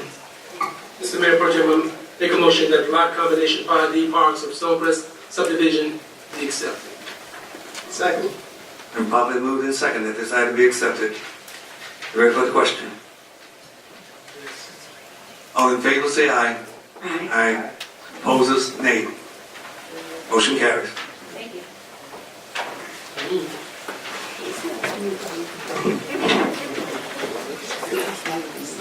Number 10, agenda items. 2019 Planning Commission meeting schedule. Community Development, you still on? Yeah, kind of saw that start. Okay, well, at the last planning commission meeting, the planning commission members put forward their meeting schedule for 2019, and we are just bringing it forward for adoption by mayor and council. Or pro tem mayor. You will also be adopting your own zoning calendar and ratifying the ZBAs as well. And then, as Nicole noted in her report, one thing I just want to put on your radar is the planning commission members' terms expires this year, as does the ZBA, so we will either have new appointments or reappointments in January. Is it all members or just? All members. That's not good. We put together a nice little cheat sheet for you all to use in terms of figuring out whether you would like to just reappoint the existing members or if you have recommendations for others. Well, we'll bring it up at another time. At some point, I think it should be staggered, but that's for another discussion. We do have Meanwhile, staggered times in our, I think the planning commission specifically, but the BZA does not have staggered times, unless I said it reversed. Is it reversed? They both expire at the end of the year. We had some people who were filling out unexpired. Right. okay. Well, we'll have to revisit that. Meanwhile, this question is only on the Planning Commission meeting schedule. Yes, Correct? this is for the planning commission meeting schedule. Yes, we'll be bringing forward the BZA at a later meeting. I take it you've all had a chance to take a look at it?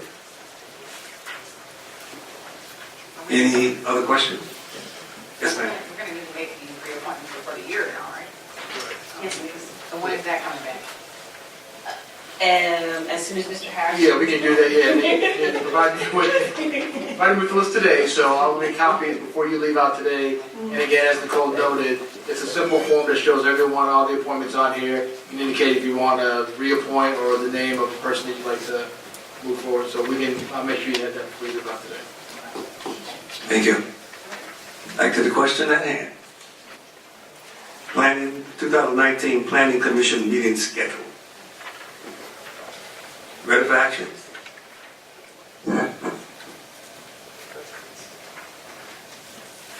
I'll entertain a motion. Mr. Mayor Pro Tem, I make a motion that we adopt the 2019 Planning Commission meeting schedule. Have a motion. Second. Been properly moved in second that we adopt the 2019 Planning Commission meeting schedule. You ready for the question? All in favor, say aye. Aye. Aye. Opposers, nay. Motion carries. Number 7, an ordinance adopting Chapter 22 of the City Code, Solid Waste. First read.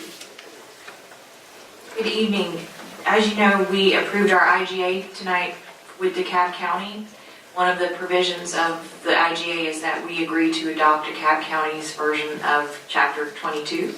So that is what this ordinance does. I think you discussed it during your last work session.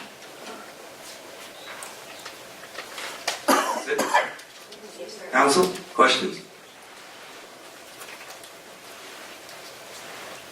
No questions? Then I'll entertain a motion for action. It's just I'm sorry, first read, but that's the action. Get ready for the second read. Number 8, an ordinance adopting chapter 22.5 to the city code, storm sewer, illicit discharge, and illegal connection. First read. This again, I apologize, is going to be a requirement of your IGA. DeKalb County will hopefully be maintaining the stormwater system. And if DeKalb with the other cities has required us to adopt similar language, this is basically the stormwater, talking about the drainage and the stormwater. This is a first read. You talked about it at your last work session. Since we haven't finalized the IGA for this one and the next one, we went ahead and put it on your agenda, but we would recommend that you wait actually adopting them until we have that IGA. Hopefully we'll be able to bring that back to you next meeting or the next, but we'd like to defer the second reading until we have the IGA finalized. Okay. Any questions? Council? No questions? Then we will move on to the next item. Item number 9, an ordinance adopting chapter 25 to the city code, water, sewer, and sewage disposal. First read. Same thing applies to this ordinance. We don't have the IGA finalized yet. We have the first read, but we'd like to defer the vote on it until we have the IGA actually finalized. And this is about this is about water and sewer hookups and that service that DeKalb will be providing. Thank you. Any questions, council? No questions? Then we will accept this as the first read, and we'll be ready for deferral if it is not ready by the time we get the second read. What number would you like me to just not bring it back until you tell me? With your permission, we'd like to not bring it back until we have the IGA. You need action to make that happen, or just state it and it will be done? Okay.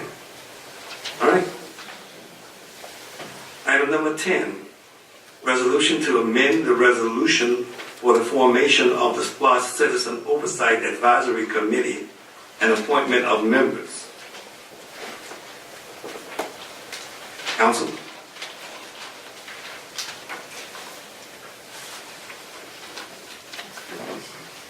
I'll start if you don't mind.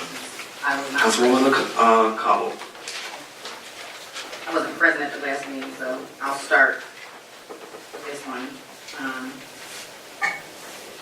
So what we actually have, we have passed out to the council electronically and a hard copy, and also, I believe, bringing you copies for the, did you make extra copies? I gave it to the attorney and I gave them. So there's a revision to the resolution that was presented the last council meeting. As our attorney made us aware that there were some discrepancies between the city code and the proposed resolution. So we've gone back and made some changes and then submitted that again today. So we're here to just kind of discuss the revision and get council's weigh in, our attorney weigh in, and see how we can make amends to what's heavy on both parts. So just to be clear, is this agenda item for discussion? Yes. Yeah, for discussion. Yes. This thing, yeah. Discussion on. Yeah. Then, Mr. Chairman, would you weigh in on the yes, sir, I'll be glad to. Is that fine? Yes, please. Go ahead, please. Thank you. We have an ordinance on the book. It's in Chapter 2 of the City Code, Article 5, which relates to advisory committees. And it says that the mayor can establish the committee, which I think is taking place. It says the mayor is an ex officio member of the committee. It says that the city manager or designee shall oversee the meetings of each committee and is an ex officio non-voting member with that. So what took place at the last meeting was the mayor was actually a committee member, and he removed himself from it as a committee member.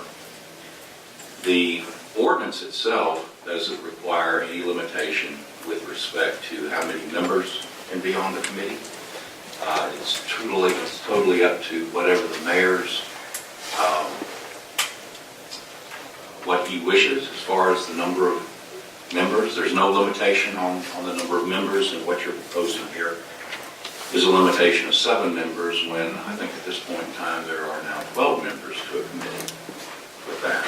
So that type of item would require a change in the ordinance that would take place. If you wish to look at the ordinance, you can see that procedurally this functions very much so with respect to procedures that you all function with. There's an indication that they follow Robert's Rules of Order, but the procedures that are adopted, the ones that you've adopted, and I think the ones that they have reviewed, whether they've adopted them or not, I don't know, provides for Robert's Rules of Order. So that's not anything that requires a change in the ordinance at all, but I just bring it to your attention that all these things that are in here about open meetings and all of those things are in the ordinance as far as what's applied there. Then there's also the requirement that they comply just like you do with respect to notices.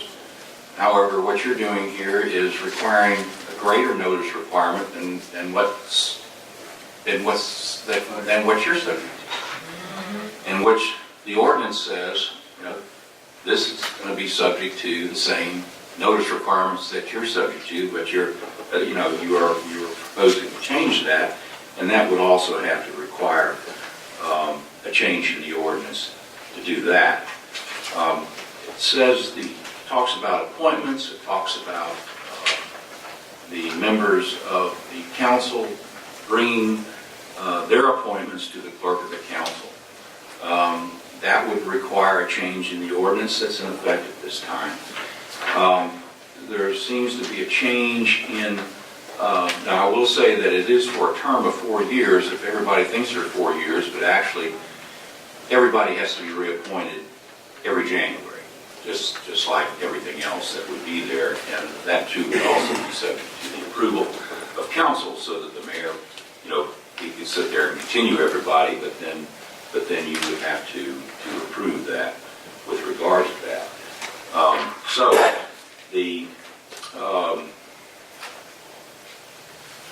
what you're proposing here, unless you change the ordinance, it wouldn't be a valid amendment. So I'm not sure if you're reading the edition from today or prior, but the corrections that were noted from your emails throughout the week, we've made adjustments and resent that. So specific to the membership requirements, we did change the language where it is the mayor will nominate all 7 members and be approved by council. We did not see in the city code, in Article 5, where there's a specificity for how many members can be on the advisory committee. Now, specifically in Chapter 4, under boards, commissions, and authorities, it specifies under membership that the council shall determine the number of members on the body. If you read Article 5, as it pertains to membership, it does not specify the number of members for the committee to be selected by the mayor or the council. So if you want to change it to require a limitation on the number, then the ordinance needs to be changed. There is no limitation. There is no limitation on the number that the mayor can, and only the mayor can remove them. And that's, that's what this says, and I believe you're suggesting somewhere in here that you all could remove somebody. Nope. Okay. But in any event, No, that's not my opinion, and the fact that there is no limitation on the number of members that can be appointed. Now, if you want to limit that, then change the ordinance. No, so the language does not say that we are limiting the number. You say that, it says here that the oversight committee shall be composed of 7 members. Right. So we're amending the number of members from the original ordinance. That is not setting a limitation. It's making an amendment to. This wasn't an ordinance, this was a resolution. Okay, resolution. So, but there's no limitation in the ordinance on how many members the mayor can appoint. I don't know how many different ways I can say this. I'm not certainly trying to be condescending in any way. I'm just telling you that if he wants 100 members on the committee, he could have 100 members on the committee. That's his choice. And I understand that. So we have the authority to amend resolution. You have authority to amend the ordinance. You can't amend a resolution that contradicts the ordinance. That's what you're doing. We can't amend. You have to amend the ordinance. If you want, you've got to go in and amend the ordinance as far as Article 5 on advisory committees and say that the committee shall be limited to 7 members. I mean, Right. if you want to go do that, then you can give me 2 sponsors and I'll be glad to draft the legislation. So this is where we disagree. Because the city code for Article 5 speaks to all advisory committees, regardless of the type of advisory committee. And there is no language that says that we cannot amend the number of members on the committee. Nor does it specify that it's only up to the executive branch to determine how many members are on that committee. Now, it does specify that in Chapter 4, under authorities and commissions. It does not specify in Chapter 5 that that we cannot amend the number of members in any advisory committee. Nor does it say that only the executive branch has the authority to determine the number of members. So what we've done is amended the resolution for the SPLOST committee, not the city code. I tend to disagree with you. You have an ordinance, that's a law, you follow the law. It doesn't say that you can change the law. You have to go through the procedure of doing a new ordinance. So I have not seen where the ordinance says that there is a requirement for that. The ordinance is very generic for the membership. So we have not violated the city code. We've amended the resolution for the SPLOST committee. Then the only thing I can suggest is this, is that if that's your position, then certainly you can pass the resolution, but I will tell you that, that's violating the ordinance. That's all I'm trying to tell you. I mean, if you want to do this, you can do it in 2 meetings. Just tell me you want me to amend the ordinance to put 7 members, and then you all can vote it up and down. And would that apply to every advisory committee if we amended the code? That's wrong. Apply to every advisory. So why would we want to limit ourselves for that for every advisory committee? Why do you want to limit it for this one? Why do you want to limit it here? I mean, come on. I mean, I'm just giving you my advice. If you want to provide the ordinance that you would determine the number of members by resolution, but again, it's a mayor's committee. So if you're going to limit the executive branch, then you've got to go ahead and put the limitation in here. It's not here. Right. Well, and that, I guess we're arguing the same point. It's not here. So if it doesn't specify that comes from the executive branch and it cannot be amended, because according to the charter that I have, there's a section here that says every proposed ordinance or resolution shall be introduced in writing, and the city council shall have the authority to amend, disapprove, or approve any ordinance or resolution. So this is to amend the resolution for the SPLOST committee. It does not violate the city code. I beg to differ with you is that the ordinance is going to take precedence over any resolution. In other words, you cannot pass a resolution that contradicts what the law is, and that's what the ordinance is. Okay. So, Just tell me what if you want, if you want to amend the ordinance, you'll be able to have it done. You can go ahead and amend Yes, the ordinance. yes, we understand. I think we're very aware of how to amend the city code is what you're referring to.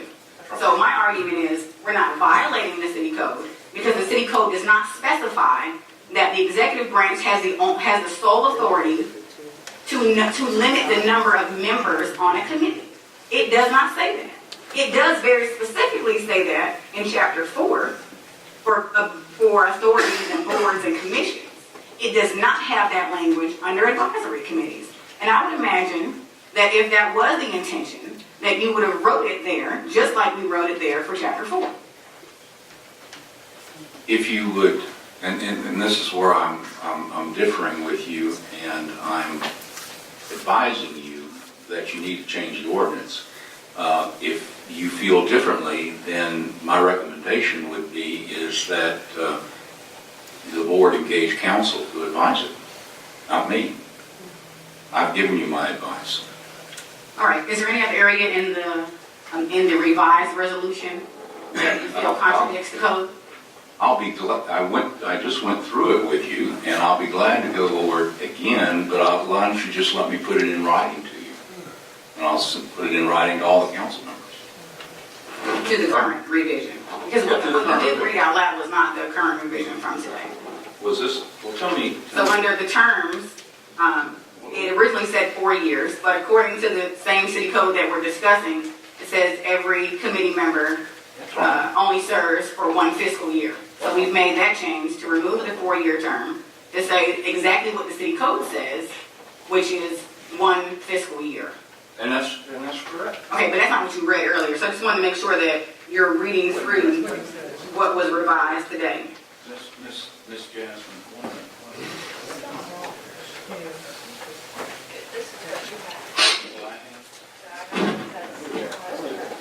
So make sure that I got the right one. Look at that. That's the last one that I received. Right.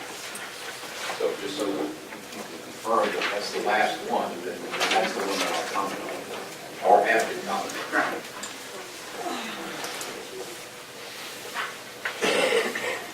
Yeah. Okay. That's all I have to discuss. Right.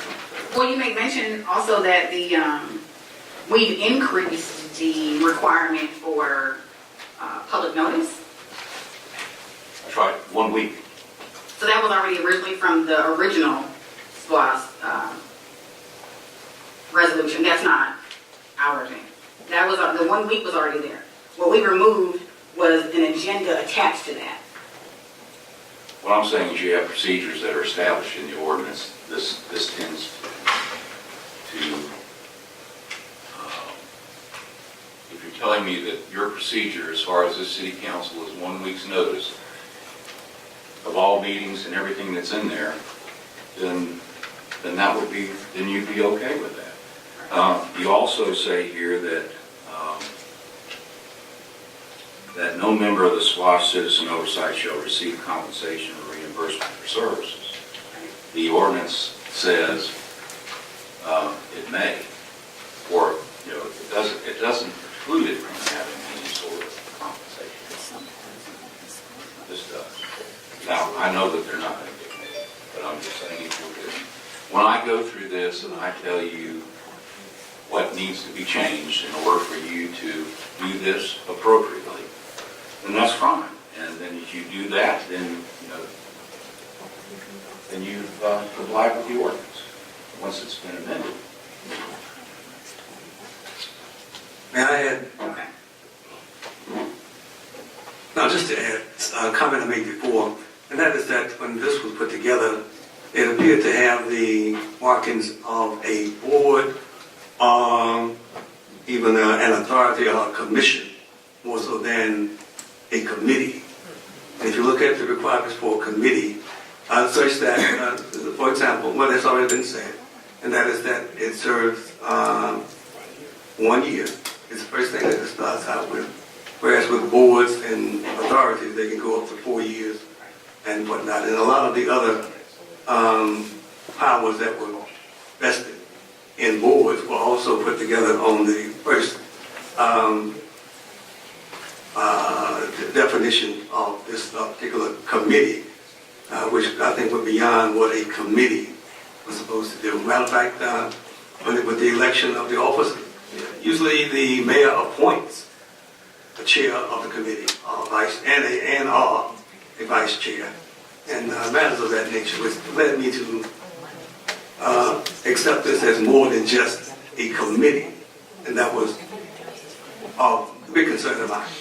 Well, I mean, the comments that have been put in as far as making sure that it had no authority, it was just a recommend. I mean, those, that's all contemplated in here, and that's fine. I mean, I see no point in that. But if you start limiting what the authority of the mayor is compared to what the ordinance says, then you are changing.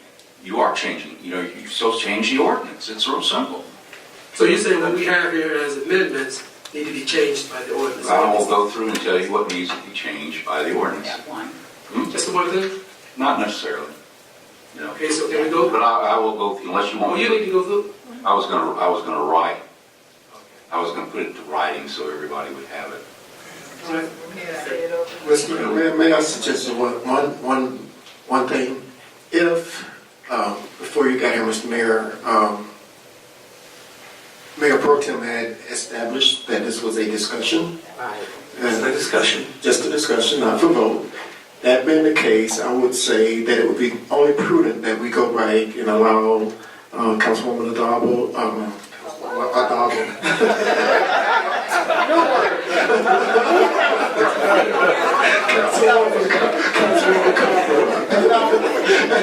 and Councilman Turner to have a space to air out their issues with the city attorney and maybe bring back whatever they need to bring back after the fact. But at the bottom line is that this is the mayor's commission. I mean, this is a mayor's committee. He gets to appoint the members of the committee. We have this committee. The committee has been in effect for two meetings, I believe. Have 12 members. They have actually brought recommendations to council. I think we should move along with that. It doesn't take no, I'm not going to go there. But we should move forward with what we have now. And if there's anything addition that Cobble has to add, then it should go to the attorney, Councilwoman Cobble. And I'm not against Attorney Curry looking at it. I think I would like to say that I think there has been opportunity for that, and the only thing that you've given to us is you can't do this. So I look forward to more detail and you guiding us on how we can. I'm happy to hear that in public. But I'd like to also mention that we have the authority to amend the legislation. That is our job. So if we are going to be chastised for amending legislation, then why are we here? We have the authority, we have the ability to revise any piece of legislation that we create, including even if it's zoning. So this is just exercising that authority, that ability, that opportunity. If we feel there's a need to make adjustments or amendments, we'll have to give those valuable consideration. And all we're trying to do is better align the committee to a committee. It seems like there is a lot of mixing of board authority and committee authority. So the idea is to align the resolution to be more fitting for a committee. It's not to dissolve. It's to more align as a committee. There is areas, which we have pointed out, where you have taken from the board section of the code and from the committee section of the code and mixed them together. We'd like to delineate the two so that this committee has the authority and powers of a committee. And just, if I may just answer what you were saying, yes, you do have the power to change the legislation, and that's what I was suggesting, that if you wish to change it, then change it. Yeah, I understand that. We just disagree about which piece of legislation to change, but we can do both. Well, resolution is not legislation. Okay, Attorney Curry, I have a quick question. How difficult would it be for you to convert the resolution to an ordinance? Because as Councilwoman Cobble stated, we do have the power to amend and to create law. Matter of fact, not only do we have the power, but that's one of the main responsibilities and duties of the legislative branch. Well, I guess haven't been clear enough, Ms. Adama, but yes, that's right. And you can do an ordinance and you can amend what this ordinance says to fit what you want. That's all I've said. Just tell me, give me 2 sponsors and I'll fix it for you. Then you just got to vote through it. I mean, that's just like any ordinance. You're going to have a first read and then a vote on the second. Right, but I'm just asking you to exercise your legal duty and to create an ordinance that's reflective of what Councilwoman Cobble just mentioned. So you would so you'll be a sponsor of the ordinance? I certainly will. One of them? I'll be glad to draft. Tell me who else. Need one more. Okay. All right. Okay. All right. Are we still in the discussion mode? Yep, it's only for discussion, we weren't voting today. Very good. So, Attorney Curry, while you're at it, I'll give you some ordinances to change for every committee that I put together. Because we're not going to single out the SPLOS committee for whatever reason, for whoever's feelings, whatever this is. Because this was set up the same way that the committee for Arabia Mountain, that respectfully you chair, Councilman Turner, along with the co-chair, along with Mayor Cardenas. There was no grave difference with regards to how this was set up compared to how the other committees are set up. If we're going to be adults about it, we would just sit here and just tell the truth that you all aren't happy with the results that the people have come up with regards to the recommendation. All of this meandering and maneuvering and trying to get all this stuff changed and done. I want 7 members instead of 11. Nonsense. That is simply where this is. So if we're going to change it all, just like Attorney Curry said, we're going to change everything. Because once we put committees in place, once you all have voted on the members that came out of each one of you all's territory, and now all of a sudden, people are unhappy or dissatisfied or have something that's different. We're going through this whole exercise now about what can get changed, how many members. I want 7 members instead of 11. Well, if that's the case, then who are you all going to call up to the front and drop off? Which one of you guys is going to call them up to the front and say, Dave Marcus, you're not good enough. Suzanne Frick, nah, you live in the Parks of Stonecrest, no way. Since we're having the discussion, since we're just having the discussion, let's just put it out on the table that people sitting out here in the audience, you know, are not dumb. They ain't sitting around and looking at us. You know? Councilwoman Cobble, you can be upset about this all you want. I'm not upset, I just. Okay, well, allow me the same courtesy I allowed you. That's all I ask. Allow me the same courtesy I allowed you. So all I'm saying is that this farce, or whatever you all want to call it, is not going to get you any closer to what you really want. And we won't say that here today. Let these committees do what the committees do. Because I didn't try to unravel any other committee that you all have, that everybody sits on. Now it comes down to the SPLOS committee, and the whole world has their hands in the pie. I didn't get the members I wanted. I didn't get the folks I wanted. I don't like what they said. I feel disrespected. Nonsense. You know what this is about, since we're just having a discussion. Mr. Turner. First of all, I did go back to the overlay committee with the Arabia Mountain, as you mentioned it the last time. That was a comparison. And they are markedly different. And that is what I compared it to in terms of this committee versus the Arabia Mountain Overlay Committee. And you can compare the two. They don't match at all in terms of the responsibilities and in terms of the structure of the committee. There are some things in that that are just boilerplate saying. Now, in terms of what we want out of this, what we are dissatisfied with the last report or recommendation we got from this committee, I stated it there and then, is that they told us nothing that we had not heard before from you directly. So to say we're dissatisfied with what they brought us is to say we were dissatisfied with the position we took when you brought it to us. But you would be insinuating that I told them what to tell you all. No, what I'm saying. That's exactly what you're saying. You said it was no different than what I just said with them. And then the 11 independent members had their own meeting, had their own conclusions that they presented. So don't say that this is not the Jason Larry Committee. That's built by all of you all up here. You can call it purely coincidental, but with the recommendation that they brought was the same recommendation that we had already voted on before. So you think that so with that, having a discussion, we're just having a discussion. Is it that, Councilman Turner, that they might be right? Maybe. They might be right. They might be right. Okay. And they might be wrong. I don't understand that. They need all of the information, and that is what we've been trying to get.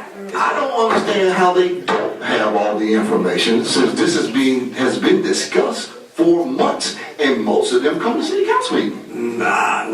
And that was the next thing.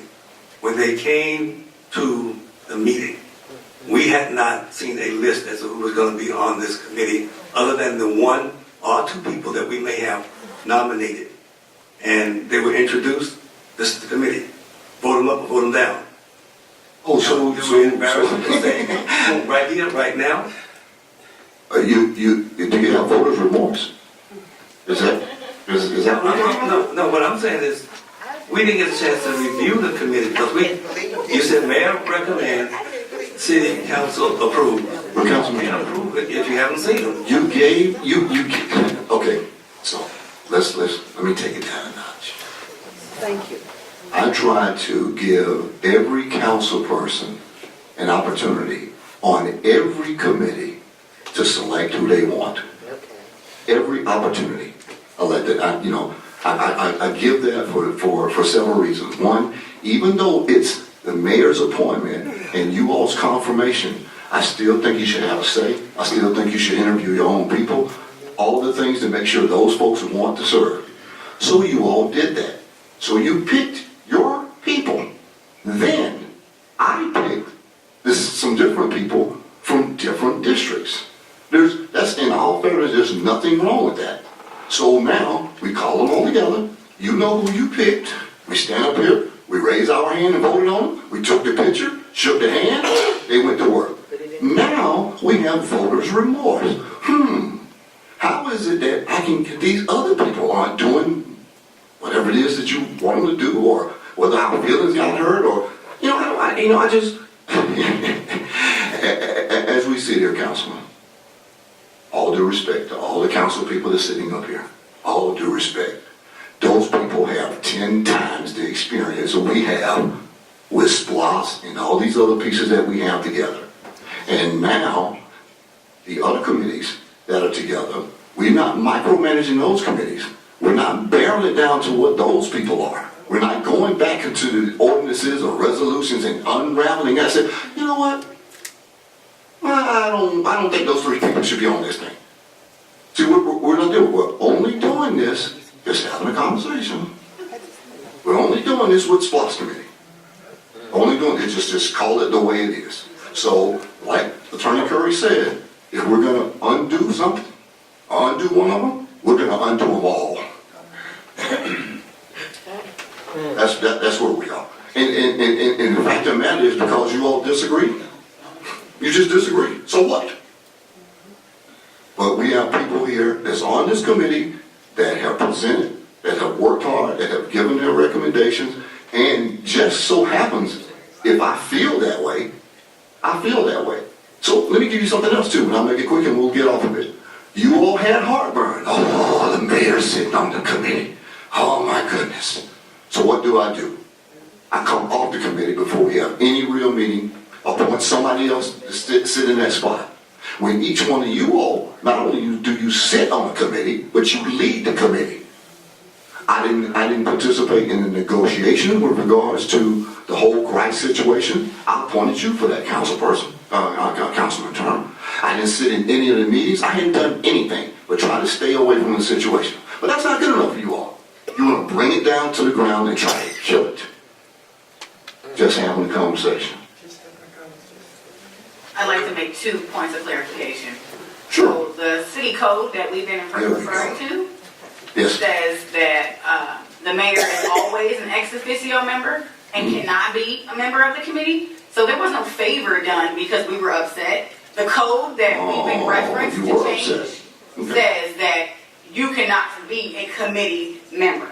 So all we did was execute the city code that was already written. Just like it said you can only serve for 1 year, not 4. So all we did was realign that particular portion of the resolution. There was no favor because we were upset. Actually, the code written says you couldn't serve on the committee. I'd also like to make the point, clarify Oh, that... before you go to the next one. Before you go to the next one. No, you asked me to give you yours. You're going to give me time. Before you go to the next one. Just give me your clarity. I can't ask for clarity. No. Oh, I can't ask for clarity. No. Then go to your next one because your first one was wrong. Okay, now, moving on. The other point I wanted to clarify, and first of all, we have not yelled at all.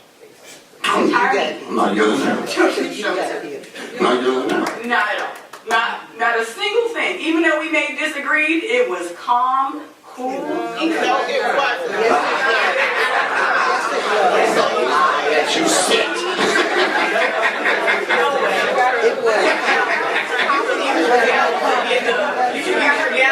You don't tell me how to charity. Go to your next one. Because any other time when they're arguing with you, you do that. Now when they're arguing with us, no respect. No, with you, not them. You. The second point I was trying to make, the second point, order, can we get some order? She had to go pee. Selective order, this is the thing. Anyway, the second point I wanted to make was, the recommendations from the SPLOST committee were on the same agenda as the first proposed amendment to the resolution. So it's impossible in a timeline and a date frame of mind. It would have been impossible for us to rewrite the resolution because of the recommendations when they were presented together.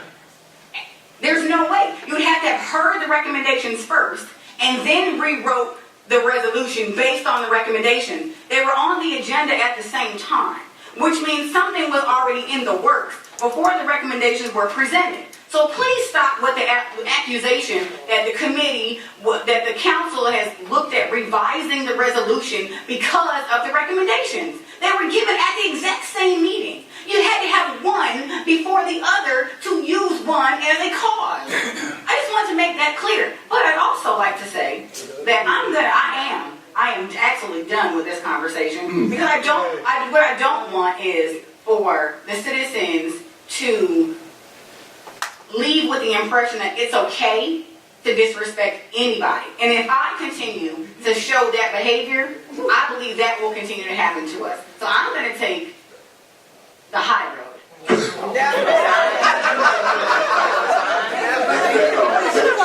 That's it. Okay, so here we go. Okay, so I'm going to call for order. Thank you, ladies and gentlemen. Would you? Any other time? Okay, yeah, all right. So, anybody else for discussion? Ms. O'Donnell? Thank you. Councilwoman O'Donnell. Thank you, Mr. Mayor. Yes, Welcome ma'am. back to the council. I appreciate it. My question is specifically for Attorney Curry. Attorney Curry, I'd like to get a legal opinion on the creation of committees where priority preference is given to the members of the committee. And if you can provide that in writing to the entire council, I would appreciate it. What do you mean by priority preference? Priority preference. Priority preference was given to Stonecrest residents with experience in the following areas: legal services, contracting, RFP, evaluations, purchasing, road construction, engineering, information technology. I've had a housewife contact me and ask me why she would not have been given the opportunity based on these priority preferences given in some areas. And let me just If I can finish, please. Let me read what's in the press article that's published for several thousand people have already read. The Splash Oversight Committee will be comprised of 12 members. Recommendations for appointees will come from each council member and the mayor. The mayor said that priority preference will be given to Stonecrest residents with experience in the following areas, and I quote, legal services, contracting, purchasing, road construction, engineering, information technology, construction management. So what I want from you, if you may, Attorney Curry, is a written legal opinion with case law on the creation of committees where priority and preferential treatment is given to the members of the committee.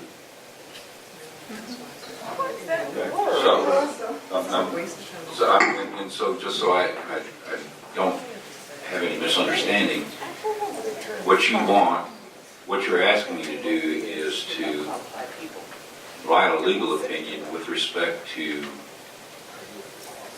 whether or not there should be a preference for citizens of Stonecrest. Not whether or not. I want to know, what does the law say about creating committees with a priority preference for experience in those areas, with case law attached to it. Creating committees.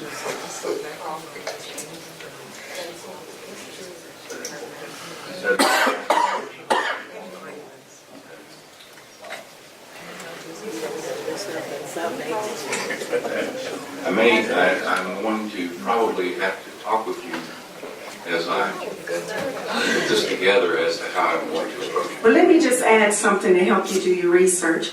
I did do a little bit, I'm not a lawyer, so let me preface my comment with my lack of legal experience. But I did talk to other lawyers as well as GMA, and I am being told to get clarification on the creation of the priority treatment. Because let me just explain a little bit. Everybody in this city is a taxpayer, the stakeholders and the citizens. And so when we create committees, everyone, regardless of their level of experience, should have the same equal, fair opportunity to be able to serve on committees. And so that's why I'm asking you for a legal opinion with case law on giving preferential treatment to individuals with certain levels of knowledge and experience, which precludes and excludes a lot of the population in the city of Stonecrest. Okay, Bobby. Thank you, Mr. Mayor. Let me just say that the establishment of a SPLOST committee is essential. Yes. For us to oversee the expenditures of SPLOST funds. And it's just for that, to oversee the expenditures of SPLOST funds and make recommendations. Right now, we spent $0 dollars. And I think the time to make sure we get this committee right is now, because the rule of committee is that they are reconstituted at the beginning of the year. And we're coming to that point where this will be the opportune time to fix anything that we see needs fixing with the committee, or leave it as is if we find that it is what we are all looking for. And I think that is part of the issue. Is it what we were all expecting out of this committee, or is it given a different appearance? And Order, please. Order. Continue, Councilman. And when you take votes, you can rescind the vote, or however you want to correct whatever you've done. And that's been said about even the issue with the negotiation for a SPLOST manager. You're saying those same things. But the same thing applies here. And that is that I think now's the time to take a close look at it, and we're not attempting to change or dissolve anything tonight. We wanted to bring it up for more discussion and clarity for the benefit of the council and the community at large.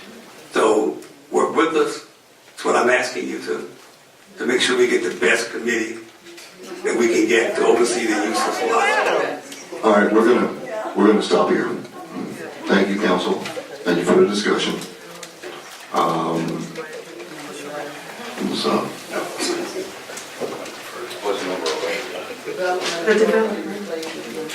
Mr. Mayor, I'd like to ask if we could defer this item. We're still working with the Development Authority on the structure of the committee, and let's defer this until such time as we have some of the details worked out. all right, do we require a vote for the deferral? All right. Mr. Mayor, I move that we defer the item based on the city manager's recommendation. Okay, properly moved, do I have a second? A second. All right, properly moved in second. Any further discussion? Seeing none, all in favor?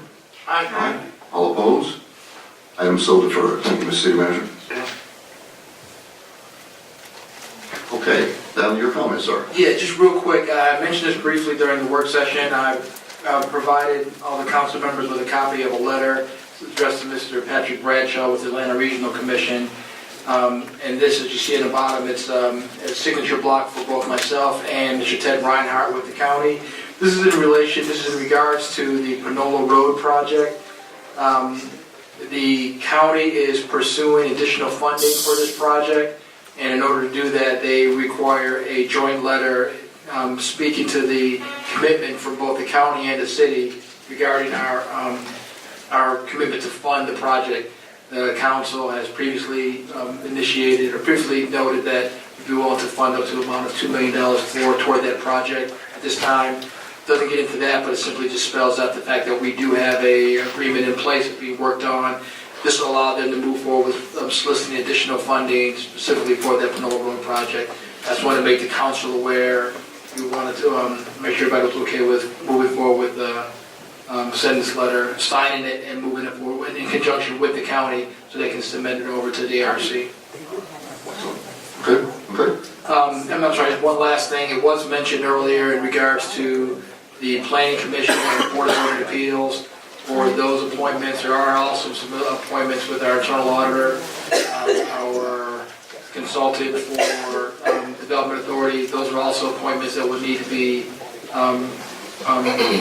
redone prior to or at the first meeting of the year. Just want to make that aware for everybody that at some point, the first part of the year, we will need to go back and reappoint or make some decisions in regards to those positions. And that's all. Thank you, sir. Yes, sir. Mr. Attorney.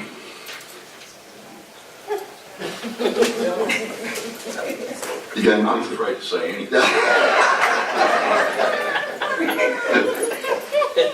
It's all good, brother. No comment.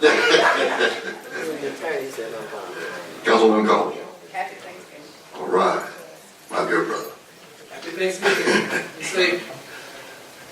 Councilman Glenn. Couple of things. We're still having our community meeting. We're having a big meeting on the 15th of December. Everybody's invited out. We have a guest list, and I'll publish that pretty soon. This one will occur at the Stonecrest Library on Connight Road. Also, I would like to say that when all is said and done, in the spring of the year, whenever it is that we can move pavement, I would like for us as a city to be moving dirt, paving our roads. That's what I would like to see happen. Councilman. Pass. All right. Councilwoman Ladoma. Yes, thank you, Mr. Mayor.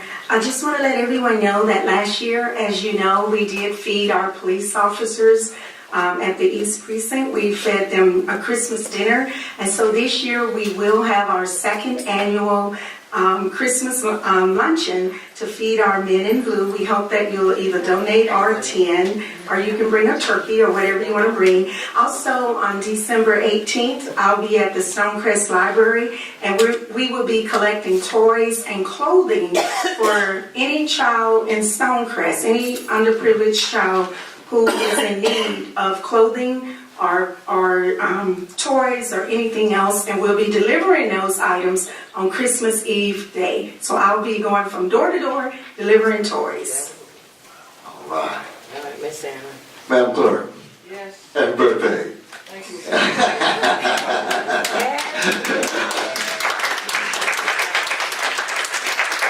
Right for the age of 39.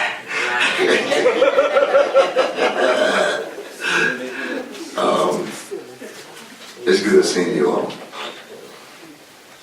I thank you for your calls, your cards, your emails, your texts, your phones.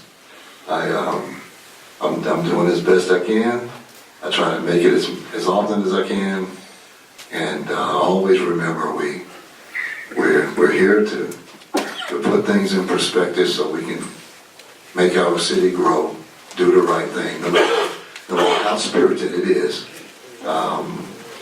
It's all of our intention to do the right thing with regards to where we are with the city of Stonecrest, and to make sure that things happen the way the citizens benefit. Citizens benefit.